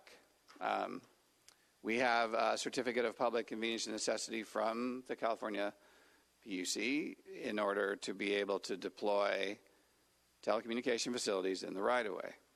That's the law that puts telephone services out there, and we're providing wireless telephone services under that. We are certified in all but 2 states, and I'm still not sure why not those 2 states, but we will probably be certified there. So we're deploying fiber, we're deploying small cell, and our customers are the carriers. So our customers are looking at what's the network design that you need to be able to provide the kinds of services and make your phones, the applications that are coming on your phones work. What is the network that's necessary? And we're following their lead by deploying small cells in addition to, We still are deploying towers, by the way, and there will not be, we're not eliminating towers and replacing them with small cells. And I'll talk about that a little bit more in a sec. Go ahead. So, I mean, you've heard 1,000 times already why wireless services are important. Don't really need to repeat that. The only thing, we can say here is that the shift from wireline telephony to wireless telephony is happening, right? Everybody's going to be using cell phones in their homes to make emergency calls, and the amount of data that's being consumed, even by 4G, is growing very, very rapidly, which is putting strain on the network, which is why we need additional sites. Okay? So what is 5G? If you look, obviously we had initially we just had analog voice services, then Sprint dropped the pin and it became digital voice services. That was 2G, right? And then you had sort of smart messaging and texting. That was a version of 3G that then led into access to the internet over your phone, which, if you remember early on, was like a tiny little screen like this to look at a website. And that was those were the 3G platforms that came with that. 4G provided that, enhanced that. So early on with 3G, the speeds that you were talking about were the early speeds of access to the internet, 144 kilobits a second. Then we started talking about, megabit access, and by 4G we were up to 25 megabits a second. 5G, we're saying we're trying to get the network to a point where it's at 300 megabits a second. So in this case, the amount of time that it would take to download a movie or a video-rich application is, whatever that is significantly shortened, right? So that's kind of, it's fundamentally about speed. That's what we're looking at, is how fast can we get the things done that need to be done, and how much data can, what's the quality of the service that you have through how much data you're using. All right, go ahead. This is just, people talk about 5G. There's going to be drone technology, autonomous vehicle technology. There's telemedicine advances. Doctors can, diagnose what's going on with you through your wristwatch or, from home. There's transportation systems, intelligent transportation systems. There's commerce. The advances that are coming with 5G are so remarkable that whatever you think about corporations, you will want to live in, an environment where these services and facilities make you more productive, make you feel safer, make you healthier, all that. Okay? So here's some language about benefits, and I've circulated that. You can take a look at that. There's obviously general benefits. You've heard these before. Go ahead. So it's about infrastructure. You can't have a phone without infrastructure. That message now has become, clear. For a long time, there was opposition to towers without a real clear recognition that you needed towers to be able to have your phones work. Now, femtocells are great, and that's the box that you buy to put in your home so that you can boost your signal. They're not for the public; they're for you. So you can put a femtocell in your house, and you might be able to get 6 people to use it at the same time, but you're not going to be able to get hundreds of people to use it, and you're not going to be able to have dozens of people using data-rich services off of it. It's a nice, where you are living. Residential service has been a problem, right, forever. And the problem was that people, are scared. They're concerned about what we're doing in terms of installing these. So we found ways to deploy and to get networks built. But the areas that hurt, that don't have the services in the same manner that you have elsewhere, are residential areas in suburban areas, because we didn't install towers. Now, West Covina has a mix, right? But you still have a large residential community. So that means if you don't have the right infrastructure adjacent to that community, there's going to be gaps in service. When T-Mobile decides where they want to put a site, they have RF engineers that run maps, and they look at where there's activity and where there's not activity. They know that. So, one of the most amazing things about small cells, and it's ironic, it's unbelievably ironic, that back when we were, talking about putting up macro sites and cell towers, the question always was, why can't you make it smaller, right? Well, here we are. We are there. And with these nodes, we have the ability to specifically target areas where there's a problem. Significant gap is an old concept. Significant gap is a concept that was early on developed by the courts in, after the Telecommunications Act of 1996. And the idea there was, look, if I as a court am going to tell you that you're prohibiting service, I have to have some basis for that. So the courts came up with a formula. And part of that formula was, you got to show me there's a significant gap. Nobody defined it. What that was. But now what the FCC is doing is saying that's not relevant. What's relevant is the deployment of the networks necessary to be able to provide these services. All right, go ahead. And they are heterogeneous. So you've got macros working in conjunction with small cells. We will put small cells where we need to put small cells. We don't need to put small cells everywhere because you can get 5G services off of a tower. And for small cell, just again, I think I heard it earlier, but it's correct. We're talking about a 500-foot propagation for small cells. Go ahead. There's different designs. These show the pull-top canister, and they show radios attached in many jurisdictions across the country. That design is not a problem, but we are working on ways to do better. And so we're coming up with new designs all the time. Crown Castle has a product development and product management group that invents designs. So we are constantly looking at ways to make things better. Go ahead. These are the locations of those nodes. You've seen that. The one thing that you may not be clear about, which is why the arrows are up there, is that what we are installing are not omnis. They're not intended to just propagate, a big, gigantic concentric circle. They're focused specifically, they're targeted to the areas where there is need. So you see where these are located, the direction of the antenna is the direction of those arrows. All right? So, I wanted to be able to find sites that are within 5 miles of West Covina so that you guys could go take a look and see what they look like in person.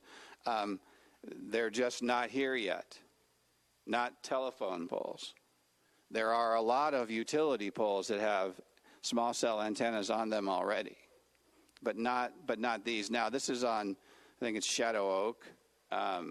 So there is a DAS system, small cell system that we've deployed here, and it includes you see that small canister antenna, and then there's a small omni antenna. And by the way, that pole on the right is a standalone pole, and it's not here in West Covina. It's in Walnut, actually, but the one on the left is in West Covina, and you can see the radios hanging on the side. But that's an old technology. Go ahead. Nope. All right. So I've got a few pictures of similar kinds of sites in different places, some in California, some not in California. But just so that you can see what we're talking about when we say we now have designed a canister that's 12 inches by 66 inches, which is in line with the pole. So you don't need a collar to try to smooth out the edge, right? It's the same size as the pole. The pole width is 11.8 inches. The canister is 12 inches. So, I mean, you won't even be able to see the difference between the canister and the pole. So here's a couple designs. Down in San Diego, Verizon, the site on the left is a Verizon site. Verizon is deploying larger radios. Verizon needs a different kind of equipment. Go ahead. These are in Long Beach, and this is another Verizon design. Go ahead. The pole on the right is a design that BSL in the city of Los Angeles has approved. It's called a Bouchard shroud. It's a great shroud for co-location if what you want to do is co-location. So it doesn't need to go up, 10 and 10 and 10 and 10. The one on the right is very similar to the one that staff showed. That's probably 14.6. The one on the right is probably 24 inches, 18 to 24 inches in terms of width. Go ahead. The one on the left here is the standard SCE design. So if you're on an SCE light pole, what you can put on an SCE light pole looks like that. And that's 24 inches by 66 inches. The one on the right is narrower. It's probably 14 and a half inches. Go ahead. And then this is what we're talking about. Now, simulation technology is what it is, right? You can always do better, and I wish it were better. The pole that we are installing is not tapered. It is a column. It is 11.8 inches. So it's going to be smaller than what that looks like, and the line up through the canister is going to be constant. It's not exactly flush, but it's about as flush as you can imagine.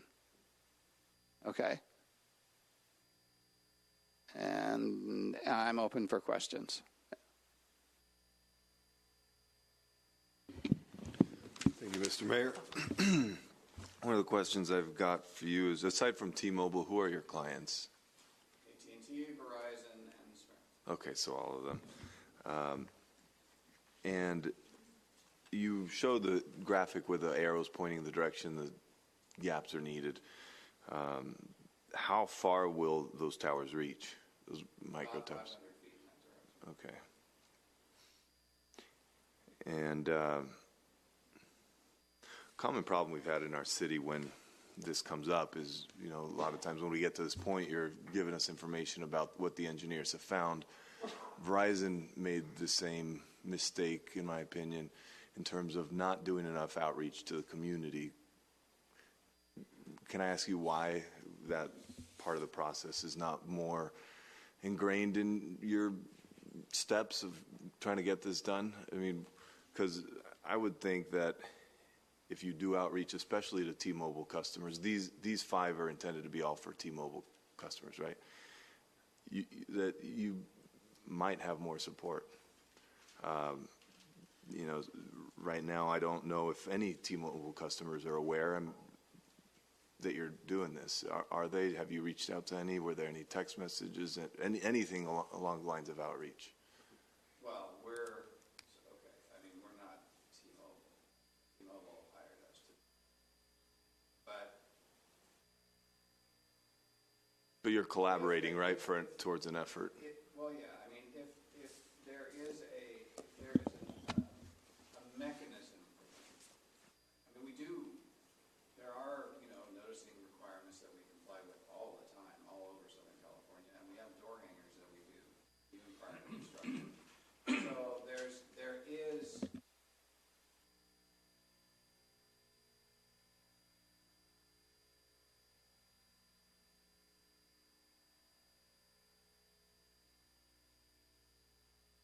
We believe that what we're doing is meeting need and enhancing the network. That's what we believe. So we believe that it's in the interest of our subscribers for us to improve the network. Data seems to suggest that most people want services to get better.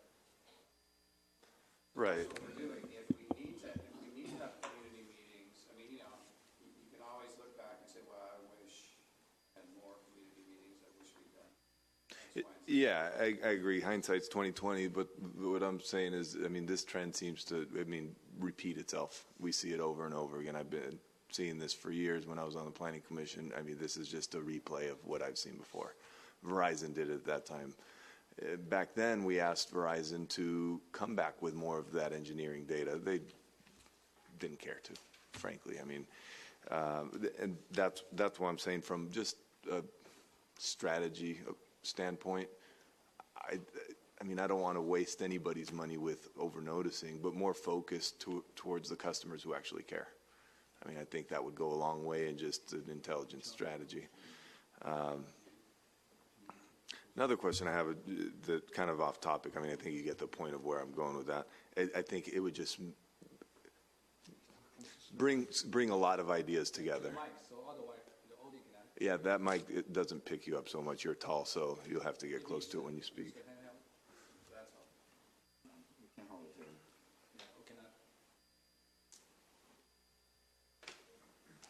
Okay, well. Okay. Go ahead. Was there anything else you wanted to add? No. Okay.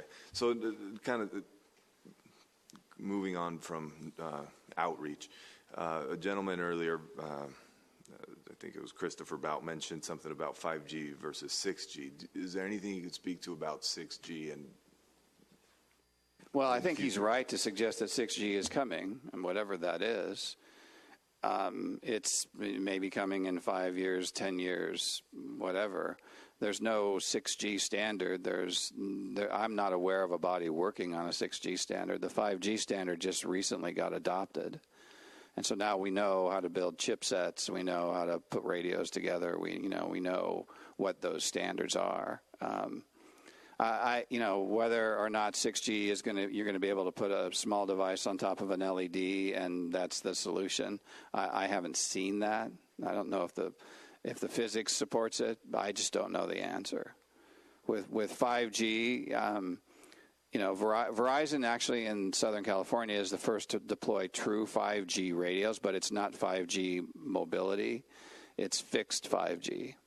And they're using millimeter wave technology, which is one of the reasons why it can't be shrouded. And so the gentleman who indicated that it can't be shrouded is correct.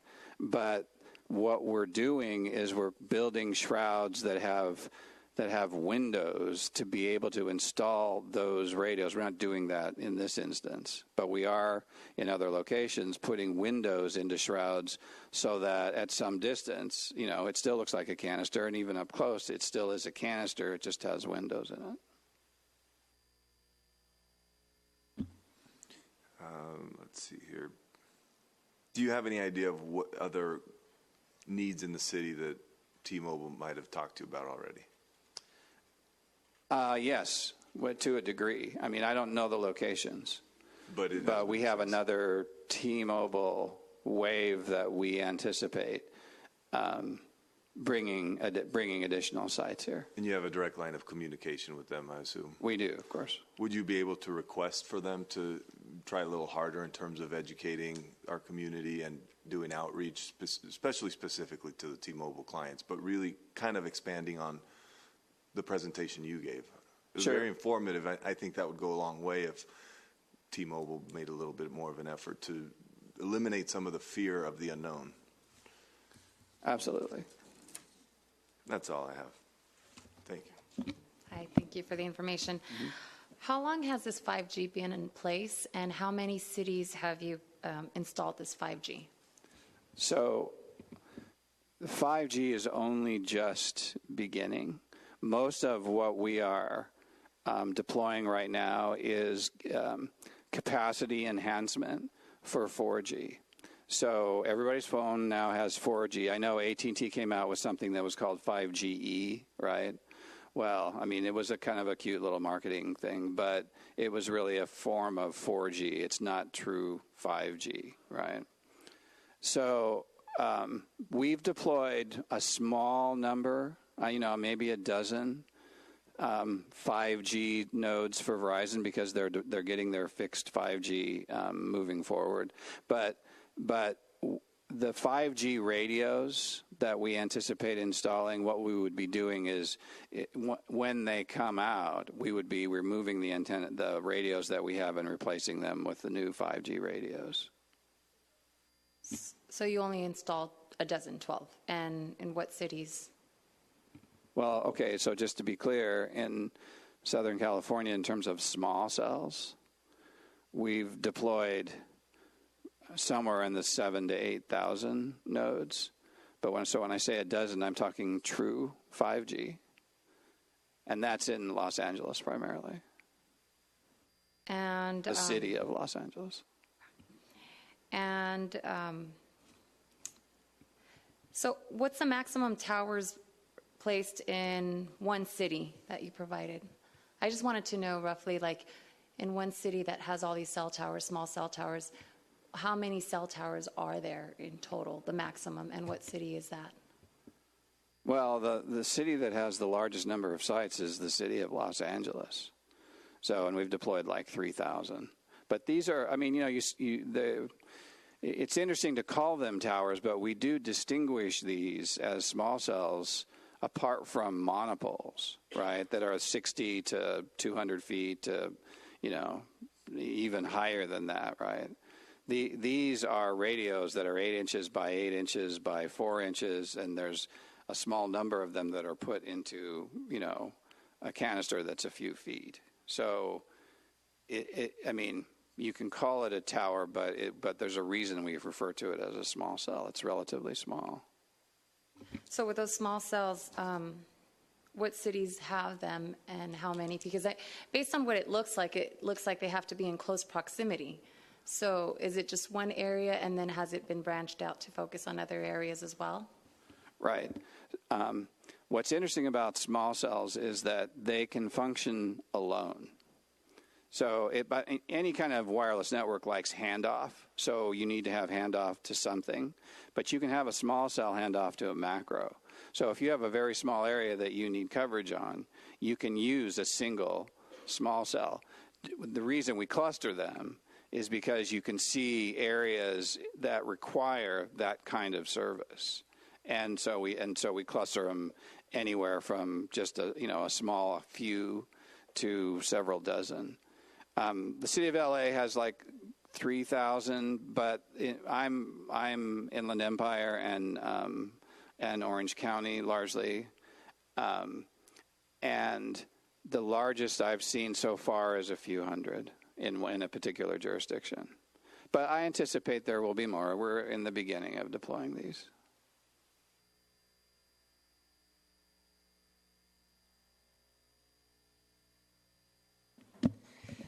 Okay, I want to follow up a little bit on what Councilman Castellanos asked with just the actual question.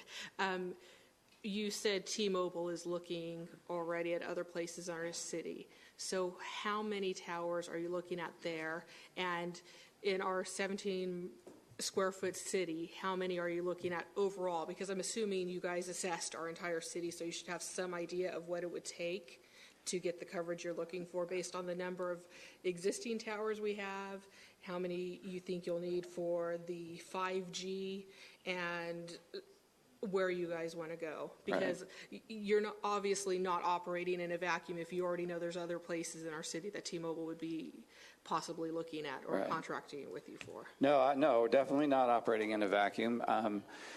Do we know exactly what the master plan for West Covina is and how many nodes and where exactly? No, we do not know that. They are coming in waves. The next wave of T-Mobile sites has, assuming that it comes through, and sometimes they start and they stop, but it has about 8 additional nodes. We also have work that we're under contract for Sprint, and there's about six additional nodes for Sprint. So we're looking at possibly 14. Yeah, at this point.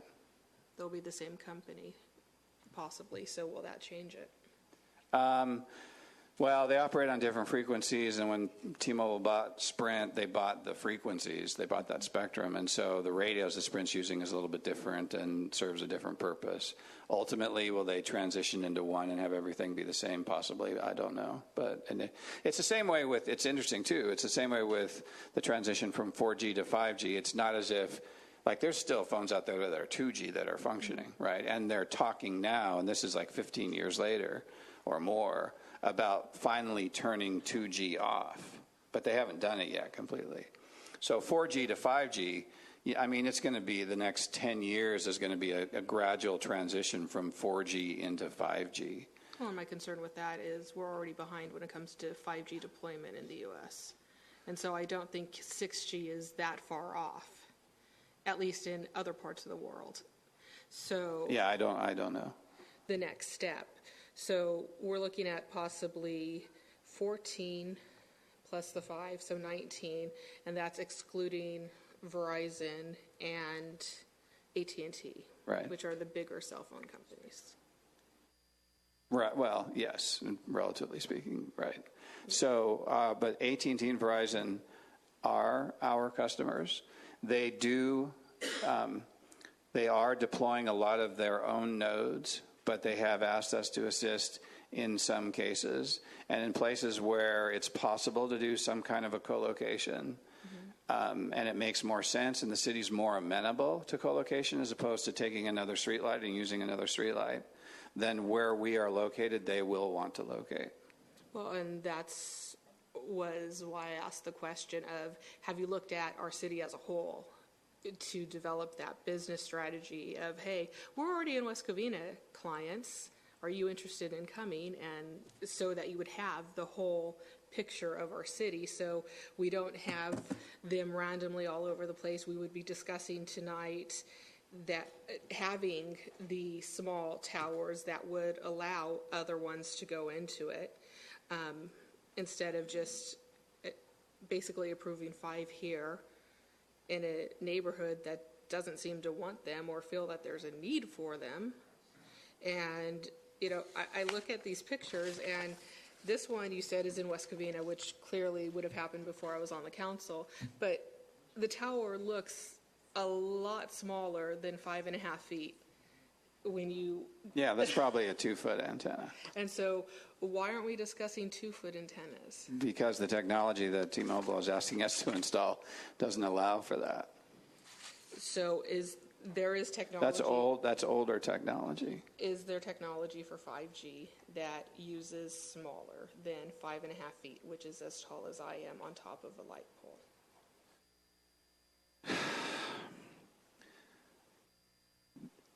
This canister that we've developed, which is 12 inches by 66 inches, is 12 inches because we've removed the antenna from the face of the radio. Now, it's a special antenna that's a special radio that Ericsson developed.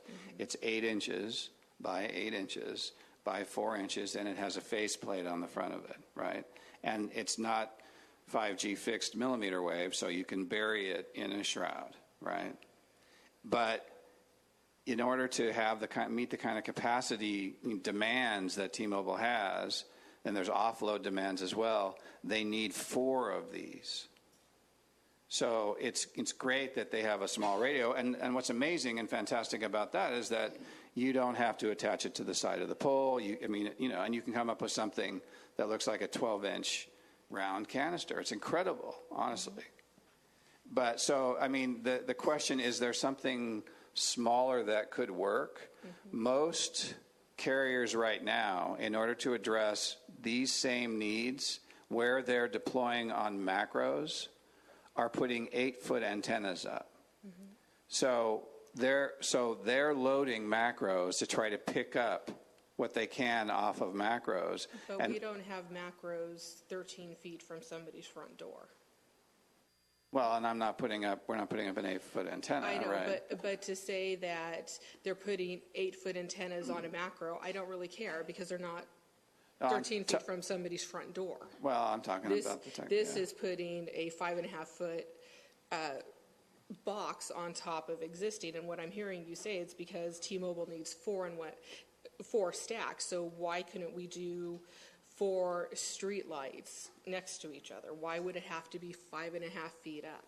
Because the RF engineers have asked for that. That's what they're trying, that's what they're using to cover what they need to cover. So 4 within a same area, so 4 adjacent street lamps aren't going to be enough to give the same coverage as 1 stacked up like a Christmas No, tree. because the distance you propagate is only 500 feet.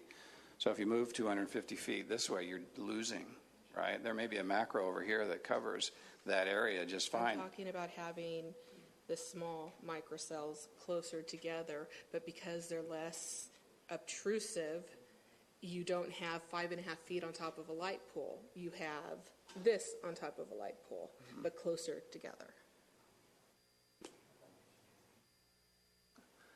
I'm sorry, I'm not sure how to answer your question. Technically, So can that be we've been done? told this is what they need to do.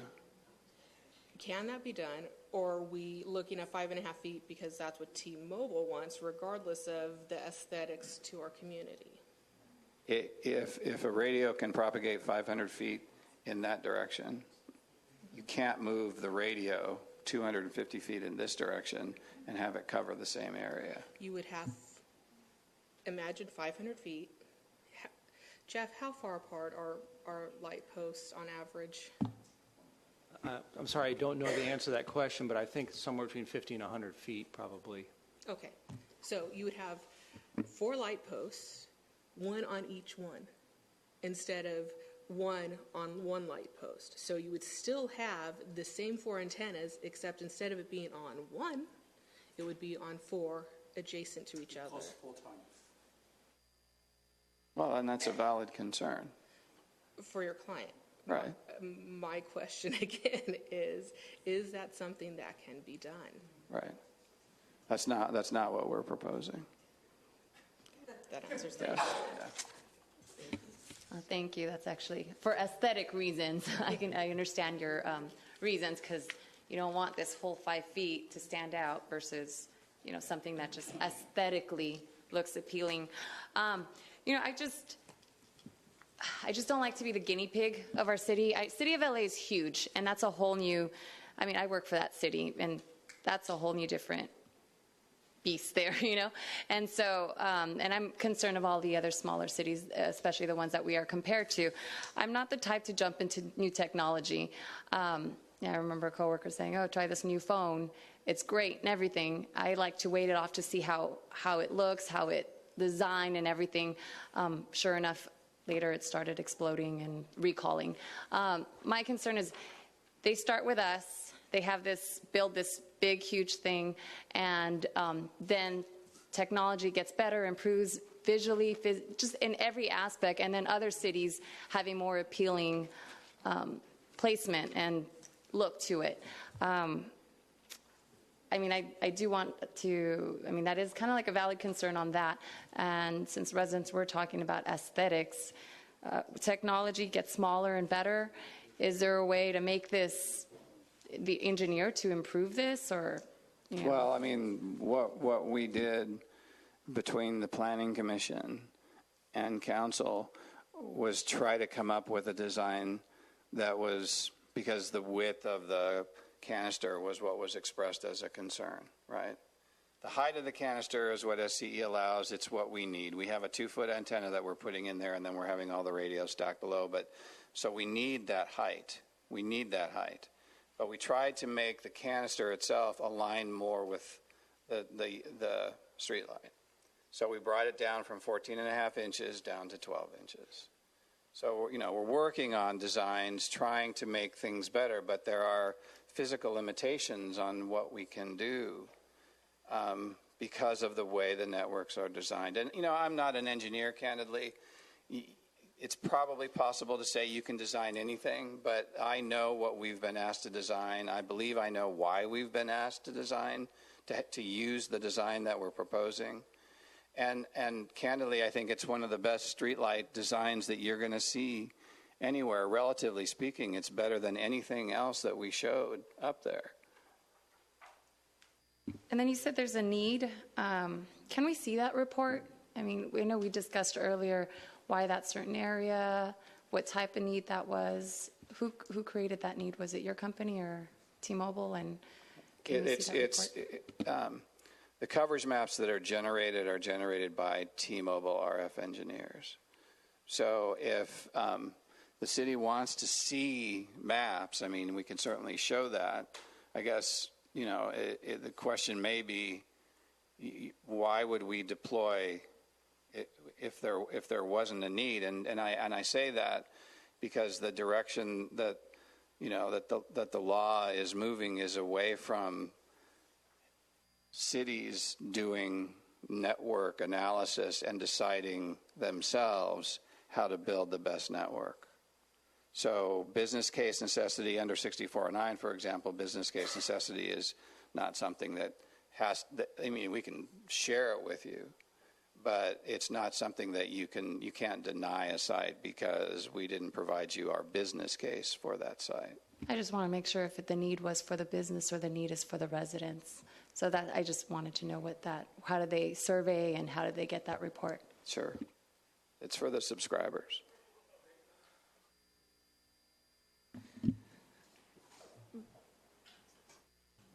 I would also like to know how you picked those particular poles.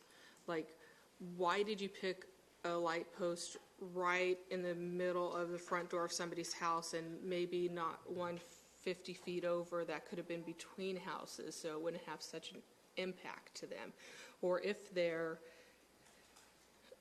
going forward, is there possibility of that discussion where, you know, I know the certain areas you guys have determined, I'm not arguing that, but maybe just picking one a little bit further so that it isn't so obtrusive to that particular house. If you guys would be willing to look at that. Mm-hmm. Yeah, when we go out and we survey sites, you know, we try to find sites that work and sites that are not going to create opposition. That's our goal, is not to create opposition. Unfortunately, it didn't succeed this time. Obviously, so I get that. But that means probably that the risk of opposition, the importance of the site was important enough to risk some kind of opposition. So they came forward with that location. So my question is, I understand that you picked the sites because that's where your company believes it's needed. Is there an opportunity to go to those sites and say, okay, this is right in the middle of somebody's house? Will the next light pole over work, or can we shift it just enough? Because I know you will shift it a little bit because the existing will stay while you do the new one to mitigate some of those issues. It's something we can look at. Yeah. Okay, and my question go back to the beginning. I asked the city regarding the need of 5G. I understand the technology is very important for the country and the city to grow because that is needed. Okay, I understand. Okay, because everything in the future, including the auto drive, okay, including the even deliver, even a lot of things, including the synchronized traffic signal. Potentially, we all need some kind of technology to improve. But as you remember, I know you are carry the 5G, but I think that the competition between the United States and the other countries, especially China, they're already 5G ready. So I remember the federal government say, we are going to go to 6G. That's what they say. Remember? They say, hey, we are going to go to 6G because, okay, 5G, they are 10 years ahead of us, so we're not going to catch something they already kind of in front of us, so we are going to go to 6G. Remember, that's what the federal government told us. So I don't know, should we doing this right now? That already technology possible, it will be suppressed in the near future, and the 6G is coming up, then we have to replace the 6G. Okay, this is one first question I have. Okay, so maybe you can answer that question. I understand your company is installed the 5G, okay, and the small cell tower with on the light pole. I went to the site, okay, and I talked to the resident, okay. And by the way, I have a T-Mobile, so I want to know the reception over there, okay. In the north side, see over here, okay. T-Mobile is about 2 to 3 bar, so it's not 0 or 1 bar. So meaning they have at least 60% of the reception based on myself, okay, and I talk to the resident. And then if I go to the Woodside Village, okay, south of AMA, okay, those 2 locations, it's a 4 bar. So I talked to the resident, do you guys have any issue of reception of your one is a T-Mobile, one is Verizon, okay, and I have all their signature over here, okay, with their, okay, writing about they have no problem with the reception over there with residents. So I want to understand if the second question, if their reception is okay, why we need to put a small cell tower over there? And then the third thing is this predominant, okay, apartment area. So possible that is you say the resistance will be less because most of them are tenant. So the renter. So in that way, maybe you assume they don't care.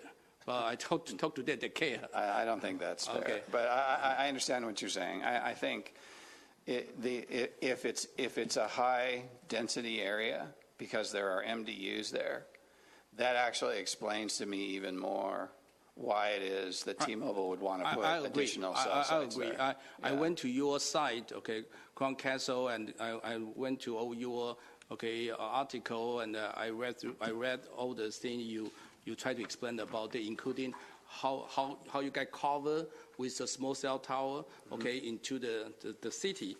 And so the question goes to the distance. If you see all these 5 cell towers together, they're in such a close distance. So one is a 0.2 miles. So you can see from here to over there. Why you need to so close to each other? Okay. Well, I mean, I showed a map and that explained which way we were propagating. So they're close together, but the antennas are directional. They're not omni. They don't just cover the whole area. They're focused. There's like a 60-degree azimuth that goes this way, and they focus in a particular direction. Well, I went to your website. I see how you cell tower, how to do the radiation, do the area, how they cover. So you need this one, and you overlap. So I understand you try to increase the capacity of the signal. So in that way, if you have thousands of people over there, so you don't drop the speed. So everybody can carry. So for example, you go to a banquet, if a lot of people over there, then you might have a problem because everybody using the cell phone. So maybe you're using this, and they can reduce the drop call, potentially this is what you're trying to do. Or their applications work better. I mean, there's that part of it as well. It's not just voice. Yeah, I understand. So in that way, if this is what you're trying to do, in the West Covina, such a big city, and if you do such a so close to each other, sound like it's not 14 or 17 small cell tower. I think you're going to go to hundreds or even thousands of cell tower in the near future. And another thing is, previously I asked, if we approve you, can we stop all the installers coming in the city, want to put another light? What happened then? So the concern, is over there. And plus, you say co-location. You say co-location, they don't go higher, but so they can wait. They get fatter, they get bigger. So meaning if you co-location, meaning some other carrier, T-Mobile, or Verizon, or AT&T, they all want to come in. So meaning you have to get it either on the top or on the side.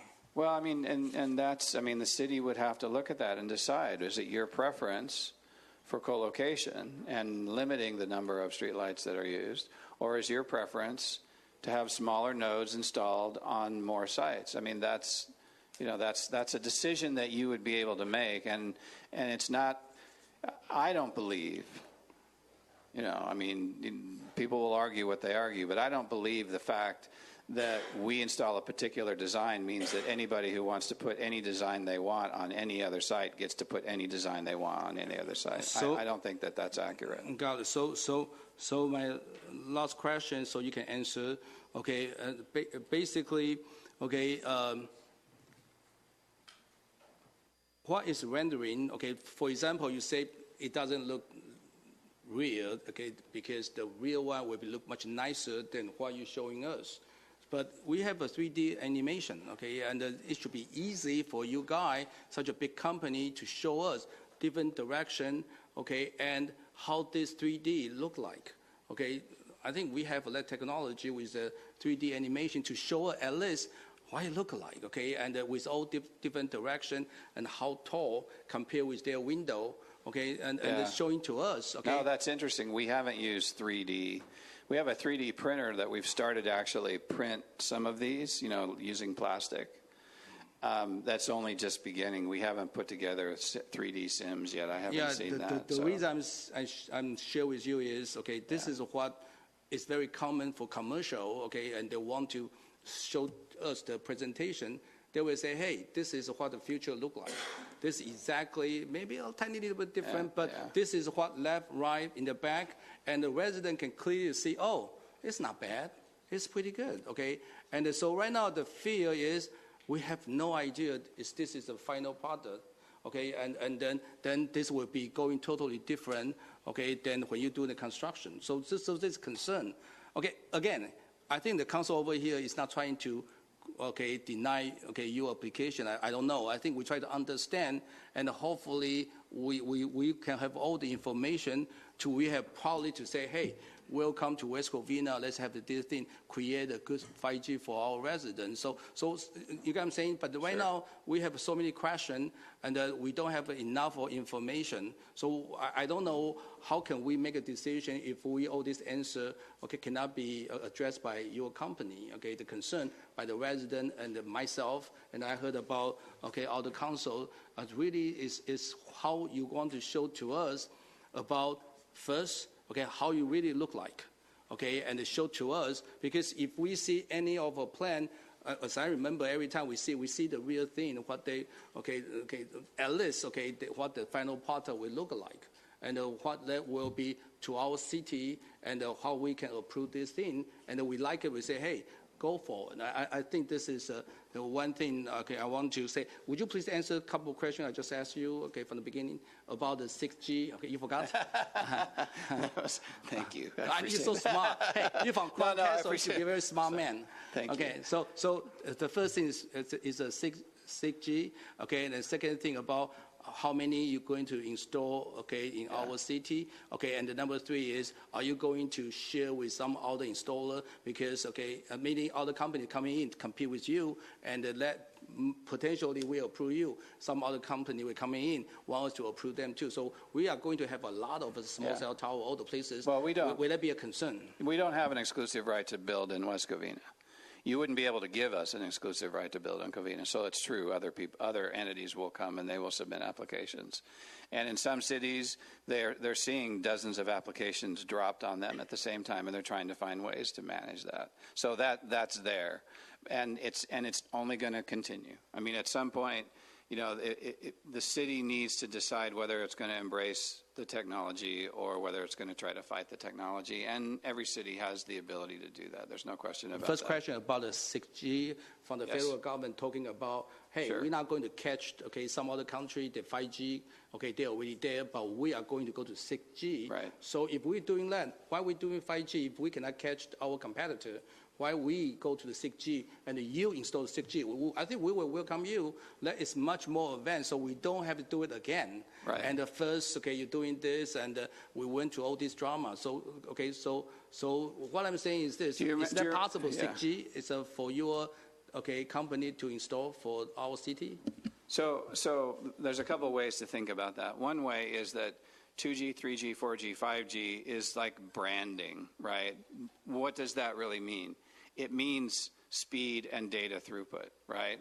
So if you're saying you're going to leapfrog 5G, which is 10 times the speed and data throughput as 4G, and go to 6G, which presumably would be 10 times 5G at least, right, if not more than that. How do you think we can possibly get there without building a network that increases the speed incrementally? That's what I don't understand about that. And it may, So you say federal government is just BS us? No, please, no. Everybody talks about Gs, right? 2G, 3G, 4G, 5G, 6G. They could talk about 7G, 10G. They could talk about Gs all day long. The technology that has been developed now to be deployed now is called 5G, and it's gigabit wireless service. That's the goal, right? It's to take what Google did with fiber and try to import that into wireless so that you can use your phone and other wireless devices to have the same experience. To talk about going to 6G and maybe skipping over 5G, from my perspective, it doesn't make sense technologically unless, it may be somebody invents some magic device that has the ability to do that, but then you're talking about a whole industry retooling itself and new regulations being developed and all that in order to accommodate a technology that's in advance of what we are already trying to deploy now. All of the literature is about 5G.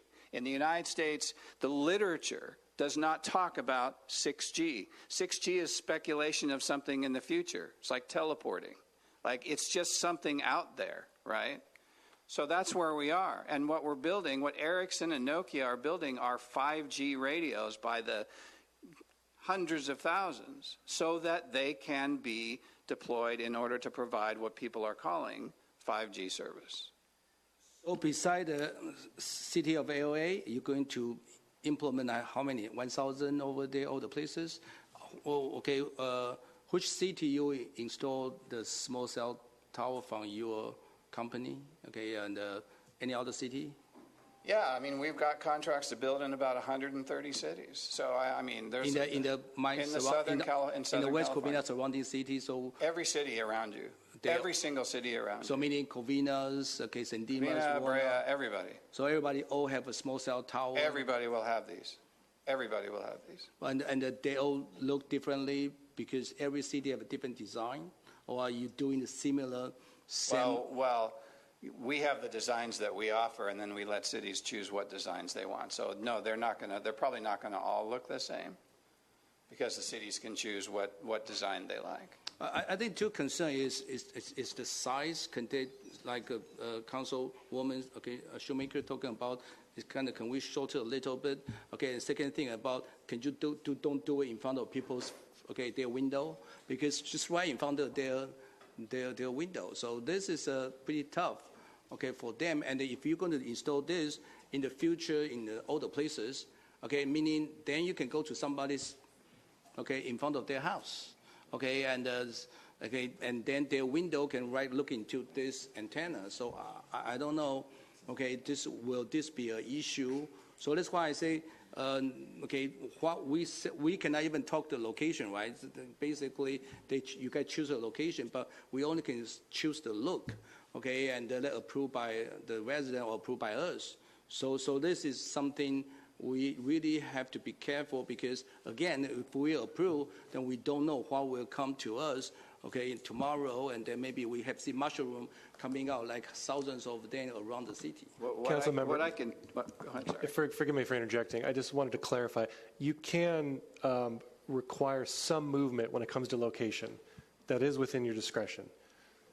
So meaning we can say, hey, can you don't put this in front of people's home, maybe on the side, so it's not too far away, but at least, it's not in front of people's window. Can we do that? Yeah, so it would be limited. It's going on a light pole, so it would be limited in regards to where the light pole as well. But there is some flexibility. Reduce some of your resistance because right now we have a hard time to approve this because we worry this is going to be all the places and possible in a lot of residents their front yard and in front of their home, in front of their window, and that will create a major problem. So we need to put a guideline. If we can put this, we can say, because right now it's 17 feet in front of the window.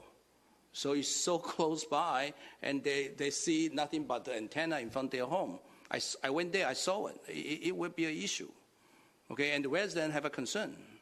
So that is the concern that we represent the resident. We need to concern. We're not against the technology. Okay, speaking true, I love 5G. You download the movie, 2 minutes. Who doesn't want it? Okay, so but the point is how we work together, technology, and work with how we move this around so we can win-win for both sides. Okay, so the resident will love you guys because you create a good service, but at the same time, okay, and you care about how in front of people.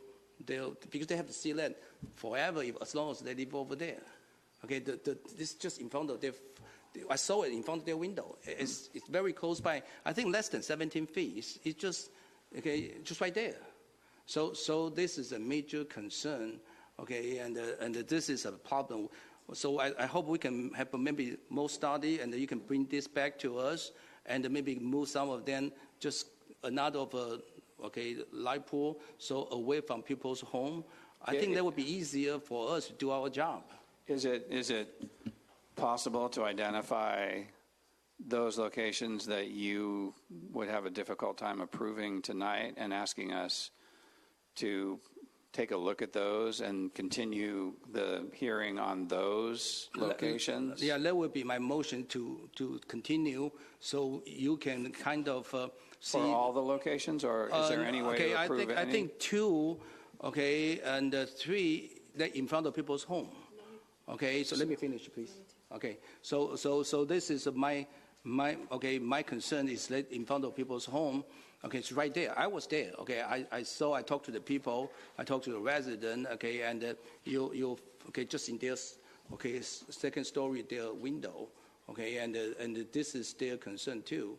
Okay, and then I have a signature while a lady that's strongly against. Okay, right there. Okay, and I even have a phone number. You can maybe talk to her. I mean, one possibility is to stab a new pole. Yeah, I think possible. You can see how you move around, but if you want more infrastructure, yeah, I mean, that's what you're talking about. To see the look, okay, how you make it acceptable for the residents. So maybe invite them to see the thing. We can have a town hall meeting. Okay, then we have a communication, and then we have education. Okay, say this is something. Speaking true, I talk to the residents. They're not really against the thing. They're just concerned. Okay, and they worry. And what we worry about is this. This looks like it's going to be open to all the places. But it won't. I mean, if you consider what we're proposing tonight and your concern is it's going to get deployed everywhere, then moving the sites isn't going to make any difference. Because it's going to get deployed everywhere. I understand. But at least we can put a guideline that you cannot in front of people's window, okay, or the size, okay, maybe we can kind of, with your help, see what we can make it nicer, okay, make it more acceptable for our residents. We want to keep the city beautiful, okay? We don't want, you walk outside, you see antenna all the places, okay? That is degrading to our neighborhood. But we understand we need this technology, but at the same time, you need to work with us. We're not trying to, fight with you. We try to work with you to see how we can work together. Well, I mean, we're definitely interested in working together. We plan to be here a long time.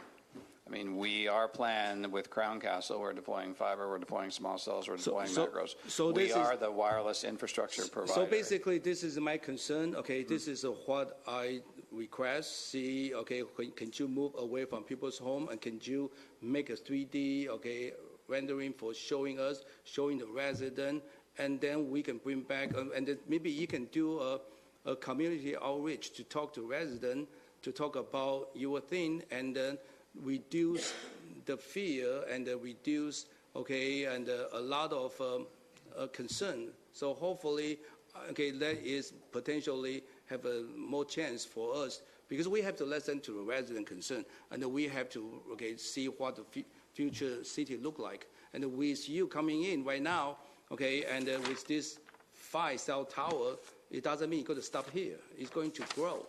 So we need to be very careful to make sure this thing is not going to create a major issue for us. I hope you understand. No, I do. There's something I want to clarify a bit, though, and I think it may be a matter of perspective, but it's, we want to work with the city. In order to do that, we're going to have to look at the clock and figure out what's going on with the clock and have an agreement and understanding about the clock. I think what was stated earlier was that the clock that's applicable to these sites is a 90-day clock, and I think there's at least a question. Just let me finish. I understand that, and I have another article regarding Comcast suing Torrance. Right, and we're working things out with Torrance, but we are willing to sue. I mean, that's just the nature of things. So. Okay, because the potential, I think it's last year, this is on the public record, you sue Torrance for 5 cell tower they declined from the city council. Right. So look like you will pull the trigger, try to get you away. We don't do it. Torrance was its own story that went on and on a long, long time. West Covina, we've been talking for just a couple months. This is where we can talk about the designs that you're interested in, as long as we feel like there's cooperation and you really are not just opposed to the technology because of fear. So if we really can come together on designs that you think work, then we can take the time to do that. And if you want to have a community meeting, we don't have any problem with community meetings. We do them all the time. We don't do them where, just ad hoc. But we do them, and we also, if you have noticing requirements, like I said, we comply with them. What the thing is, this just happened not right now. We just approved by the commissioners, and then now bring to us. So it's kind of fresh and new to us about entire this new technology come to the city. So this have a lot of information we don't have. So if you say you're willing to communicate with the resident and you're willing to talk to the and the residents say, hey, what is the future? We're doing this. We're concerned about your, concern. We want to address your issue, and coming as a partner, we're coming as a, hey, you don't do it, we sue you, that kind of issue. So I think in that way, we can work together, to make something that benefit to our residents for 5G, that is important for our country, for our city, but at the same time, to address our resident issue, that is a little bit more away from the residential, or away from somebody's window to address their concern. I think this is win-win for everybody. Right, and the only thing I was saying before was that just as what was raised before, we need to have an agreement about timing. We just need to be clear that we have to have an agreement about timing, that's all. Okay, thank you. What is our 90-day window? When does it end? The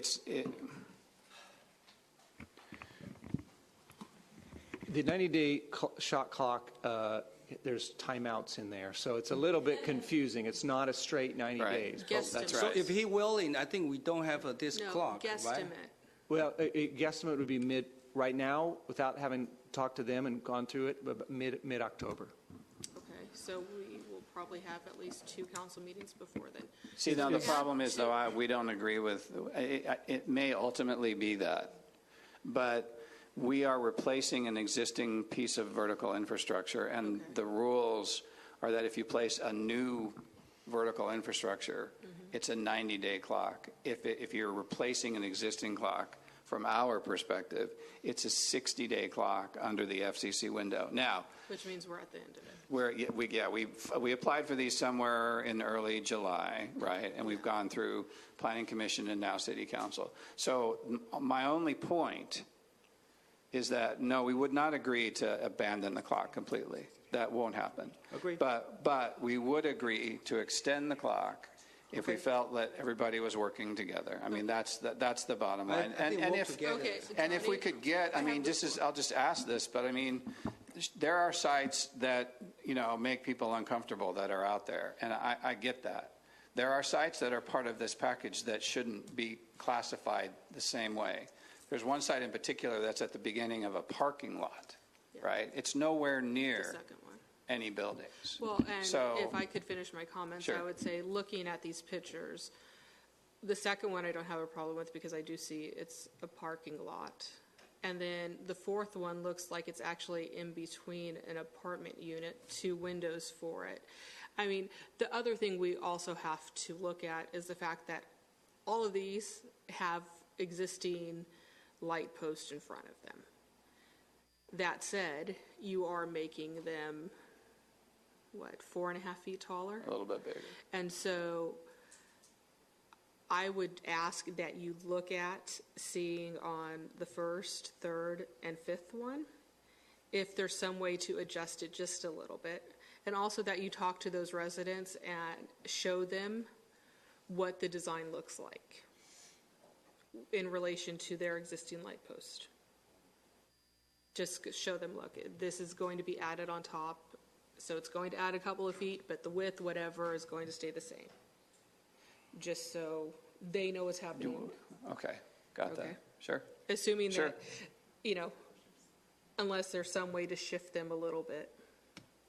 But either way, just The problem with reducing the height of them is that we can't reduce the height without making them wider. So you lose the fact that it just no, is the same. and I understand that. I'm just asking that because I can't imagine that you're going to be able to move the first, third, and fifth completely away from in front of these houses when you put the new ones up.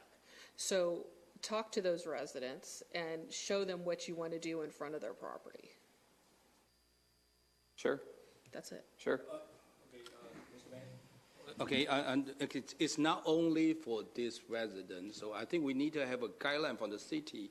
Okay, it's not only for this property, it should be comply with entire city. So the future, if they're going to put, because this is going to be their, model type, so after that, it's going to be more and more and more. So we need to restrict it, not in front of people's home or window, and in that way, at least we have a guideline for them, so next time, we don't have to go through this. They just go to the place with the parking lot or a place with much more of a no people's window in front of people's home, that way we reduce so much of a resistance. So the point is... Are you going to make that a Mother, may I? Well, Mayor Pro Tem... Can I let me finish? Because we need to stay on topic of this. So my point is this, excuse me. So my point is this, I think our city should basically put a guideline for them for comply for future for all the installation for the new cell tower, rather than just for this few. So perhaps I could respond a little bit there. We do have a guideline. That's how it got here. So there is a guideline in place. However, we are also working on a code amendment that the Planning Commission has already had several study sessions on. We're fairly far along with getting what the guidelines would be, and then that will be presented to Planning Commission at a hearing, and then it'll come to council. But the point is this, right now, your guidelines, you allow the telephone pole, the light pole, with a small cell tower in front of people's window, in front of their home. It's so close to their bedroom. So meaning what? Every time they wake up, they will see that thing. What I would suggest is that's a conversation for the code amendment. I understand what you're saying. We've tried to address that to some degree, but you can't address it without prohibiting small wireless facilities in residential zones, and we cannot do that. So we need to find a happy medium, but that's for the code amendment. I do appreciate what you're saying. I'm just saying that's a discussion for the code amendment. Okay, thank you. Yeah, finally. What are we talking about? Oh, no, I do have a couple questions. I'm looking at your pictures up there in the first place. From what I see in the first place, like number 1 and maybe number 3 and number 5, those are going to be moved in the first place, because you're not going to put the cell towers in exactly the same spot. That's so true. As you're moving them, like for the first one, now that one, why couldn't that be moved over basically between the windows or a little bit on the other side? But I'm just saying, because they have to be moved in the first place, They're not going to be in the same spot. And the same thing with like number 3 and number 5, that can be moved over in between the windows because they're not going back in the same spot in the first place. So why can't they be moved? So as they're looking out the window, it's not in their line of sight. That's just a question for you to look at. Do you see just out of curiosity, number 3, is that in the line of sight of something? I don't know if there's an upside window or not. If not, I wouldn't want you to move it maybe to the left because there's a lower window on the bottom side right there. If you move it to the left, I'm not quite sure if it'd be in a window. Closer like that to the chimney, yeah. Okay. I mean, you see what I'm saying? Sure. Okay, and now that's that one. The other thing is, and I would like to know is, what kind of time limit are you willing to have? Can we come back and say can you do some outreach in the next 2 weeks and bring it back and let us decide then? We're not giving up on this. We understand that the technology is there. We have to move forward with it, but we have to move it in a way that the council is actually satisfied with a way that the residents can understand. I look at from my point of view, I look at the towers, and to me they look fine as far as the aesthetics of it. Now there's some, now wait a minute, let me finish. There's some right here on number 10, I'm gonna be honest with you, I wouldn't accept any of these for aesthetics. If they go on the side of the pole, or if the one that's on top of a telephone pole, then you got on the bottom of them, I'd reject those for the aesthetics. I have to be honest, from my seat. If you go with a straight one like this, so I want to make sure that as a council in the future, that we can say if it's a straight one like this with nothing on the side and stuff like that, I think, and if we put them in the right places, like they're right in front of a resident's window, if you can work with us on that, I don't see that big of an issue with it because the technology is there. And somebody asked, and maybe the staff can answer this also, why aren't we putting them in industrial parks, industrial areas and stuff like that, manufacturing? I mean, that was asked, and well, the chances are very good because industrial areas, commercial areas have been easier to deploy than residential. Chances are good that there's already sites in those locations. We wouldn't need additional small cells in those locations. That was one of the, I don't have a problem with, like I said, I don't have a problem with the cell tower itself. Okay, just continue. Yeah, I would like to see if we can continue this till our next council meeting. If you can do something about how you would figure, let us know. Okay, Jessica has a motion. Okay, let me roll in a second. Mr. Mayor, your public hearing. I want to talk with Jeff to find out what time limit we have that we can do this to work with them. Well, another question, though, I heard some interest in maybe approving perhaps 2 of them and continuing 3 of them. That's what I heard. Maybe I heard wrong. I think everything should be. But at any rate, I would suggest that you hold it for a month because if you continue it for 2 weeks, that really is only a few days for staff to do any work. No, Yeah, but it's fine. We did start to talk a little bit. I don't think we need to hold it for a month. What I would like to see at our next council meeting is a continued public hearing where you show us where exactly the light post will be, period. So Mayor Johnson has shared that, moving it in between the windows, I think there's plenty of time for you to get those renderings for 3 pictures of where exactly on the property you guys plan to put them. So I don't think we can hold it out a month. I don't want to risk running out windows. If we're not agreeing on windows, whatever, let's get it finished. Can we do that? Question, okay. Okay, I don't want to rush it, okay, because I think we talk about community outreach, okay, for the resident to understand your future plan. So they understand this is coming to our neighborhood.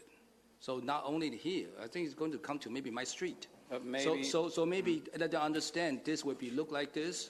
This is going to be improved their 5G. So my thinking is, okay, you need to do that like any of our development, they have a community outreach. This is going to be a big development to our city for our future. So you need to have a resident to understand this coming to their neighborhood. But are you asking that we delay this until we have? No. I'm not talking. No, I'm talking about. Because we have more. We're going to be bringing more. So planning some kind of community meeting makes sense. My point is this: if we approve this, it's going to approve for the future all the installation. Okay, but the point is this: if we can set a kind of guideline, okay, and have our resident have some input about this thing. So again, this is my preference, okay? If we can have some kind of a community, town hall meeting for them to understand, all your design and rendering, all this kind of thing, and then at the same time you're talking about all this, and then you bring it to us, to approve this thing. If everything is okay, I think it would be easier for us because you already reached the community, to our resident. I'm just a little bit confused, that's all. No, I'm just saying, are you willing to do a community outreach to at least make a one town hall meeting for the resident concerned about the small cell tower, come to our city? No question. Okay. Absolutely. Okay, and for them to maybe go to our senior centers, okay, and we can post, okay, or maybe over here, so we can have more people to understand. So at least we did try to, okay, and to inform our residents this is going to come to potential your street. I'm happy to work with staff to figure out how to put that together. Because my concern is this is going to go to all the places. So not only approve this, okay, 4 or 5 cell tower. Right. Okay, but you're only approving 4 I understand, or 5 but this now. approval will concern of the future order approval. So with a similar situation, but if we can have all our city residents to understand, okay, the pro and con, so I think in the future it will be much easier for you. We don't have to do this again and again and again and again. I think that's great. I have no problem with that. Are we saying we would do that concurrently with this public hearing? Yeah, of course. Okay, meaning we would carry this forward. Carry this forward, Okay. but in the meeting, in between, you do a town hall meeting for the resident, and then you bring this back to either next city council meeting or either way. Okay. Well, so you're asking. You want us to have a community meeting before you make a decision on these sites? For me, absolutely, I want that. Yeah. I think that's difficult. That's difficult? Can we get the city attorney, somebody to step in here on getting outside the parameters of this public hearing and what's being asked? But, okay, the public hearing is still going. You're going to have rebuttal from the appellant, and then you'll close it. Then you can have this discussion on what you want to do. Last question. I know you mentioned that the other cities might have a different look. Did we have an option of the different designs? Well, we've already given you a couple. We've worked with staff on, but the problem, actually, it's a fair question. The problem is that these are SCE light poles, and SCE has a standard design that they allow. So there's limitations related to the fact if we're putting in city-owned poles or something different, there's all kinds of flexibility with design. And a lot of cities have purchased, right, their poles, and so they have some flexibility with that. Sure. Hey, would the appellant like to come back up? Do you have anything that you want to say? Then we're.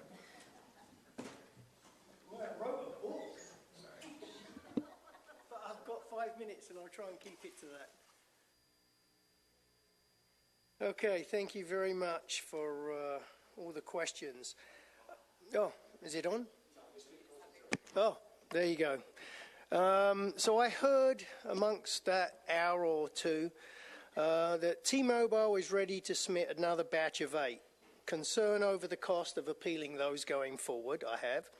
Then I heard I anticipate there will be more. The story keeps changing. We're already at 14 plus the 5. We are already maxed based upon the initial statement of the gentleman at the very beginning when he said there will be very few needed for our area. AT&T and Verizon doing their own nodes? Are they agreeing to the same look as Crown Castle? No way. Or will they be able to choose a different shape? Absolutely. Different location on a pole? Absolutely. Jutting out on the side? Absolutely. He's guaranteeing, maybe, not jutting out the side, but your Verizon, your AT&T, your Spectrum, they're not going to guarantee it, but you're going to set a precedence if you approve this, and then they can do what they want. You won't be able to stop it. You will have it all over the place. Why the 5 locations which are next to a big tower within a couple of blocks? I heard the gentleman turn around and say, the tower can provide 5G, so why do we need these 5 locations? It's only walking distance from the big tower. Coming up with new designs all the time. Seems to be getting much better and smaller. So maybe revisit in 6 months and we'll get them fitting in the palm of our hand. Pictures look good, but how are we protected when another company wants to do the same? You showed how they can vary, and so we have no consistency. T-Mobile doesn't want their name associated to this. I'm also a T-Mobile subscriber and I love them. They don't want their name associated to this as they will lose subscribers. That's likely why they chose not to brief the community. No resident has heard of Crown Castle, so it's not going to be an impact on the carrier. What residents are screaming at the council right now that they need faster speeds? How many of them? Again, Why the need right now? Great questions from the council members, and I thank each of you for showing real concern. It's very much appreciated. I heard making it better aesthetically would be too costly in response to Councilwoman Shoemaker. That doesn't sit right with me. The bigger concern is no control on what others put up, shape and location. So I'm not opposed to, I'm not for giving any one of these approval, because then the floodgates will open. It's not adding up. It's not about the city fighting technology that the gentleman referred to. It's not about fighting technology. It's about making the right decision based on data, which is clearly absent at this hearing.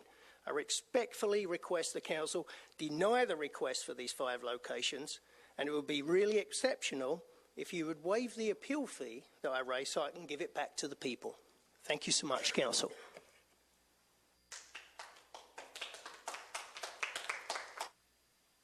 Okay, that is the end of the public comment. Now I shall open it up for the council's discussion. If anybody wants to say anything before we vote on this.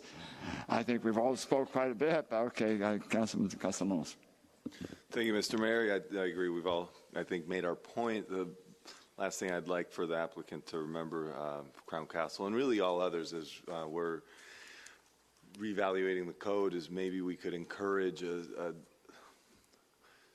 Crown Castle to be a pioneer or trailblazer in the approach with which projects like these are brought to not only our city, but any city. As you can tell, the fear of the unknown is very powerful, and the town halls, I think, would yield immense benefits. All of the above. I mean, T-Mobile and all the other carriers are technology companies. I don't think it would be that difficult to send text messages to customers in a certain area and request input. So we'll leave it in your hands. That's all I've got to add, because I think we've all repeated ourselves and made our points clear. Thank you, Mr. Mayor. Jeff, I have a question for you real fast. When the gentleman said something, if we accept this and we're opening the floodgates to anybody that wants to put any type in. Now, if a different carrier wants to bring a different style in and we don't think it's aesthetically acceptable, now those we can reject. Is that true? Yes, if they don't comply with our guidelines, we can. And so as a council, 5 council members up here, we say, to us, that's not aesthetically acceptable to us. This is where it should stop, right here. If we say no, then we can tell somebody else if they want to put the big canisters on the side of a pole up in there, and we're saying no, these does not look aesthetically right in a neighborhood, we can reject it on those bases? Correct. Okay, so I want to know.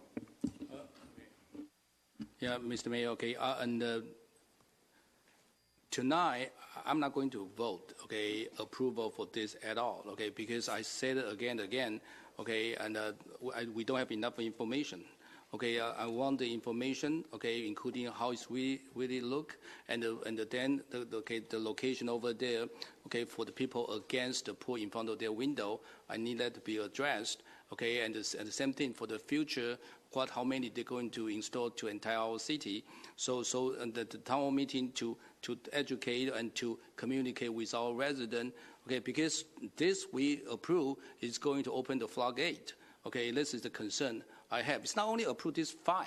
Okay, I think we approved the ticket for the cell tower come to West Covina.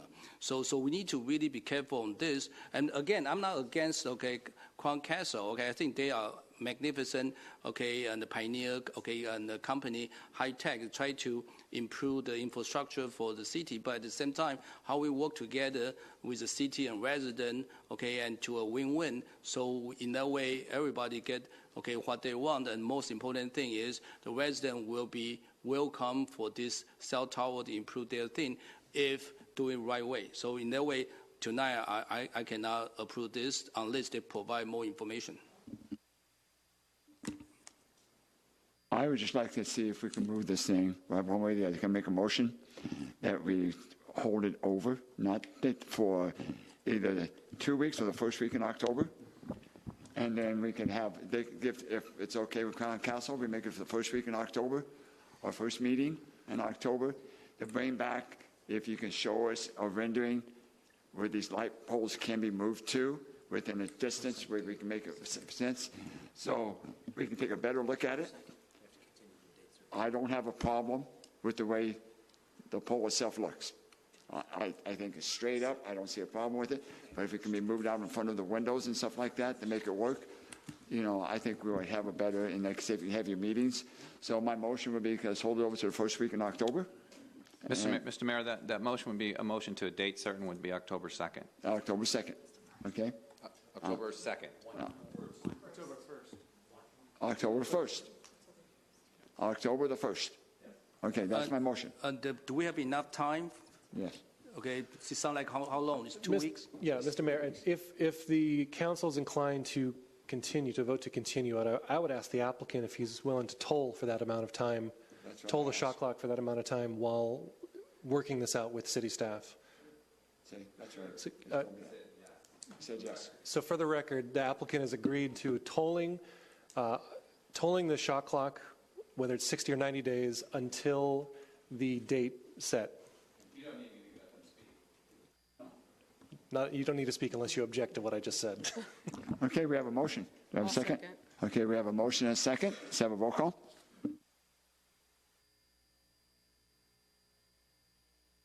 Do we all agree with it? Yes. Okay. It's 5-0 to October the 1st. Okay. Thank you.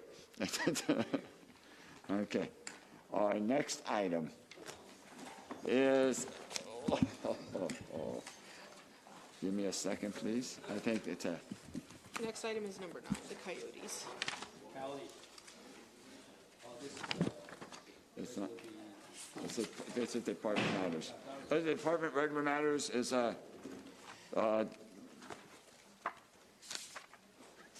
this is Department Regular Matters number 9, consideration of San Gabriel Valley Council of Governments for the Coyote Management Plan. Who's going to give a report on this? Do we need Mayor, if I may introduce the item, and I promise I will be succinct. Please. Agenda item 9 asks that the council consider adoption of the San Gabriel Valley Cog Coyote program. You heard a presentation from them at the last meeting. Coyote activity is on the rise. I believe that the city's plan is superior and more effective, and we're asking the council to decide about that question in this report. We have a full report available to give if you'd like. No, I don't. If real fast, and then Councilwoman Shoemaker can go next. I'm voting no on this, tell you right now, because I think the city's plan is a lot better. I've had plenty of time to sit down and talk with our assistant city manager, who basically, this is her forte, and I've talked to residents, and we've discussed the difference and I've told them what the county, what the COG wanted, and what the city was doing. And what I've heard so far, they really more want to stay with the city. So myself, I'll be voting no on it. I'll move that we not adopt the COG, Coyote Management Plan Education Program. And I will second the motion. Since I said I was a vote no on the first place, vote no on it. Okay, we have a motion and a second. Roll call, please. Yeah, and I mean, I'd like to also elaborate a little bit for, this massive audience. So one of the, we did hear the presentation from the COG. One of the weaknesses, as I see it, is the 2-year commitment at $10,000 a piece, which is really nothing more than information. It does not include the ability to trap coyotes if the need or public safety concerns arose. And yeah, I mean, as my colleague stated, the city plan really is superior. There's a ton of bullet points and a lot of examples from the 2 plans. So I agree with my fellow council members that based on the level of fear that has been exhibited by the community, the COG plan is not as good as ours. So I'll also be voting to go with our city plan. I know you guys all liked our city plan, okay? Nico is smiling over there. He said, hey, this is my plan, okay? Especially Humane Society from Pomona. But the concern I have over here is about, okay, our surrounding city. They all join this COP plan. So meaning we are to become the only city enjoying. And another thing is this, our city plan that most of our residents don't even know. So I think you need to promote our city plan and the site and the application for our residents to apply. Okay, and to say, hey, we have a coyote here. On my street, I have a lot of coyote. I see that become my pet because they're coming out like a whole pack of a thing. I think maybe, okay, our city plan, okay, and need to explain to our resident how we're going to deal with our coyote problem, because we have a major coyote problem to our population right now. I understand, okay, to spend $20,000 that we don't have, we don't want to join the COG, but at the same time, we have to be careful because all other cities surrounding us, they all join this. Are we going to more superior than the COG? So maybe you can explain to us. Mr. Mayor, members of the City Council, Bill Harford, President and CEO of the Inland Valley Humane Society and SPCA. As your new animal control provider, I believe that we can provide the same, if not better, services to the community through the Humane Society outreach and education program than you would have to pay $20,000 to another agency to do. I recognize, and the Inland Valley Humane Society has contracts with almost every foothill community, from Glendora to Claremont. And over the 40 years that I have been the leader of the Humane Society, we have had times, years, cycles where we've had more coyote issues in certain cities that we've addressed through education, through outreach, through having community awareness programs, by getting together with neighbors and letting them know what they need to do to coexist with the coyote population. Maybe this year is a little bit different. Maybe because of the amount of rain we had this year, maybe we had more litters than in the past. But I will tell you that we can do on your behalf as good, if not a better, education program than what is being proposed. Thank you so much. Okay, but not yet. Okay, okay. But beside, okay, the education, how you help the city to control the population? The reason is this. I think you heard about so many residents talking about their pet have been eaten, okay, and being attacked, this and that. So and myself, okay, my neighbor showed me the video. They have so many of coyotes jumping inside their yard. So how we can, rather than just education, how we to have our residents to proactive, interactive with your program. Well, we did it today, for example. My supervisor of field services, my chief investigator, met with your assistant city manager, went to a house, a resident in your community that was having a problem. We helped educate her as to what she needed to do to reduce her fear factor of why coyotes are wandering in her neighborhood. There's a lot of reasons why, and it's an education program that's going to have to have major participation in everyone in the community. This is a community problem, and the community, we can make information available, we can pass out flyers, we can give them wildlife whistles. There's a lot of proactive things that we can do to help them. And as you cited, we need to get the word out, and we're willing to do that, working with your staff to make it happen. I think this is, this is good, okay, but I think most of residents don't even know. So I think we need to promote to our residents because they're all concerned about, like we don't have a plan. We have a good plan. So we need to promote our good plan, especially the CEO. It sounds like you're well equipped with all the knowledge to help us to get rid of this issue. I have read plans from Denver, Colorado to Davis, California, and everything in between. Urban coyotes have been a part of our landscape as the Humane Society of educating the communities for a long, long time. I had one of the world-renowned biologists, Dr. William Wirtz, on my board of directors, helping us develop education programs, and it was education, not eradication. There are too many people that automatically want to think that, well, let's go shoot all the coyotes and then our problem will be done. It will not. It's worse. It will be worse by eradication. You have to do it through education. Thank you so much. Thank you. Okay, we had a motion and a second. How do you feel? feel good. Are you going to vote for it or not? I feel excellent. Okay, let's have a roll call then. I'm not sure how Mayor Pro Tem's going. Councilman Castellanos? Aye. Councilwoman Lopez Viado? Aye. Councilmember Shoemaker? Aye. Mayor Pro Tem Wu? Aye. Mayor Johnson? Aye. Passes 5-0. Okay, next one is item number 10, discussion regarding code enforcement process. This is Councilmember Jessica Shoemaker. This was actually kind of a joint council request.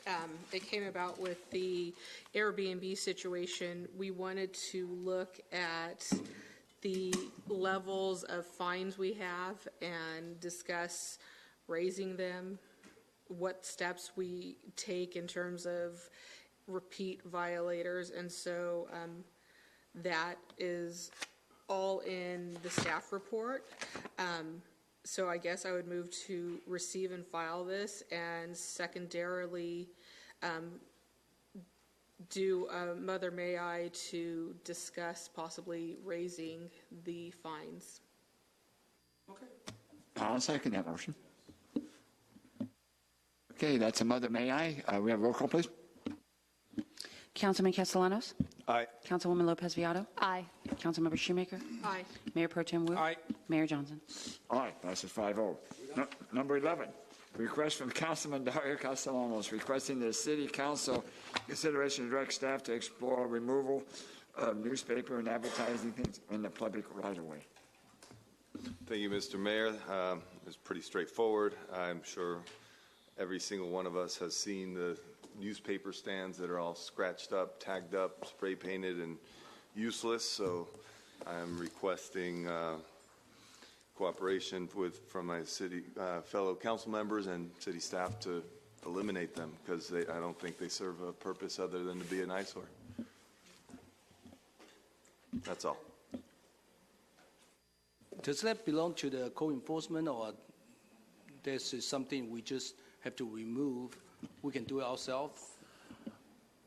It's a piece of furniture within the public right-of-way. Ostensibly, they were all issued an encroachment permit when they were installed, although a lot of those businesses have long since died.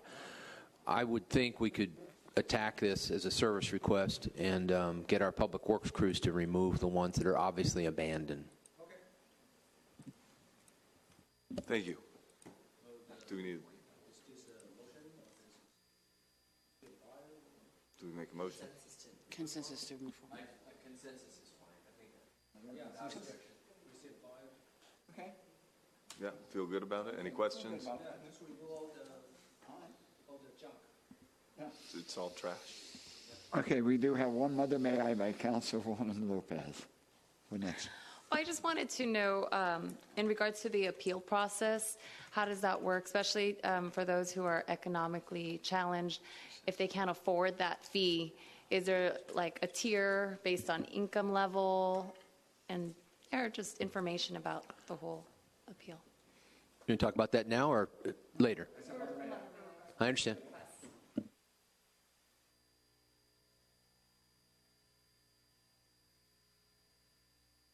Regarding the residents, they're pitching the $3,400. Do we have a right to refund that?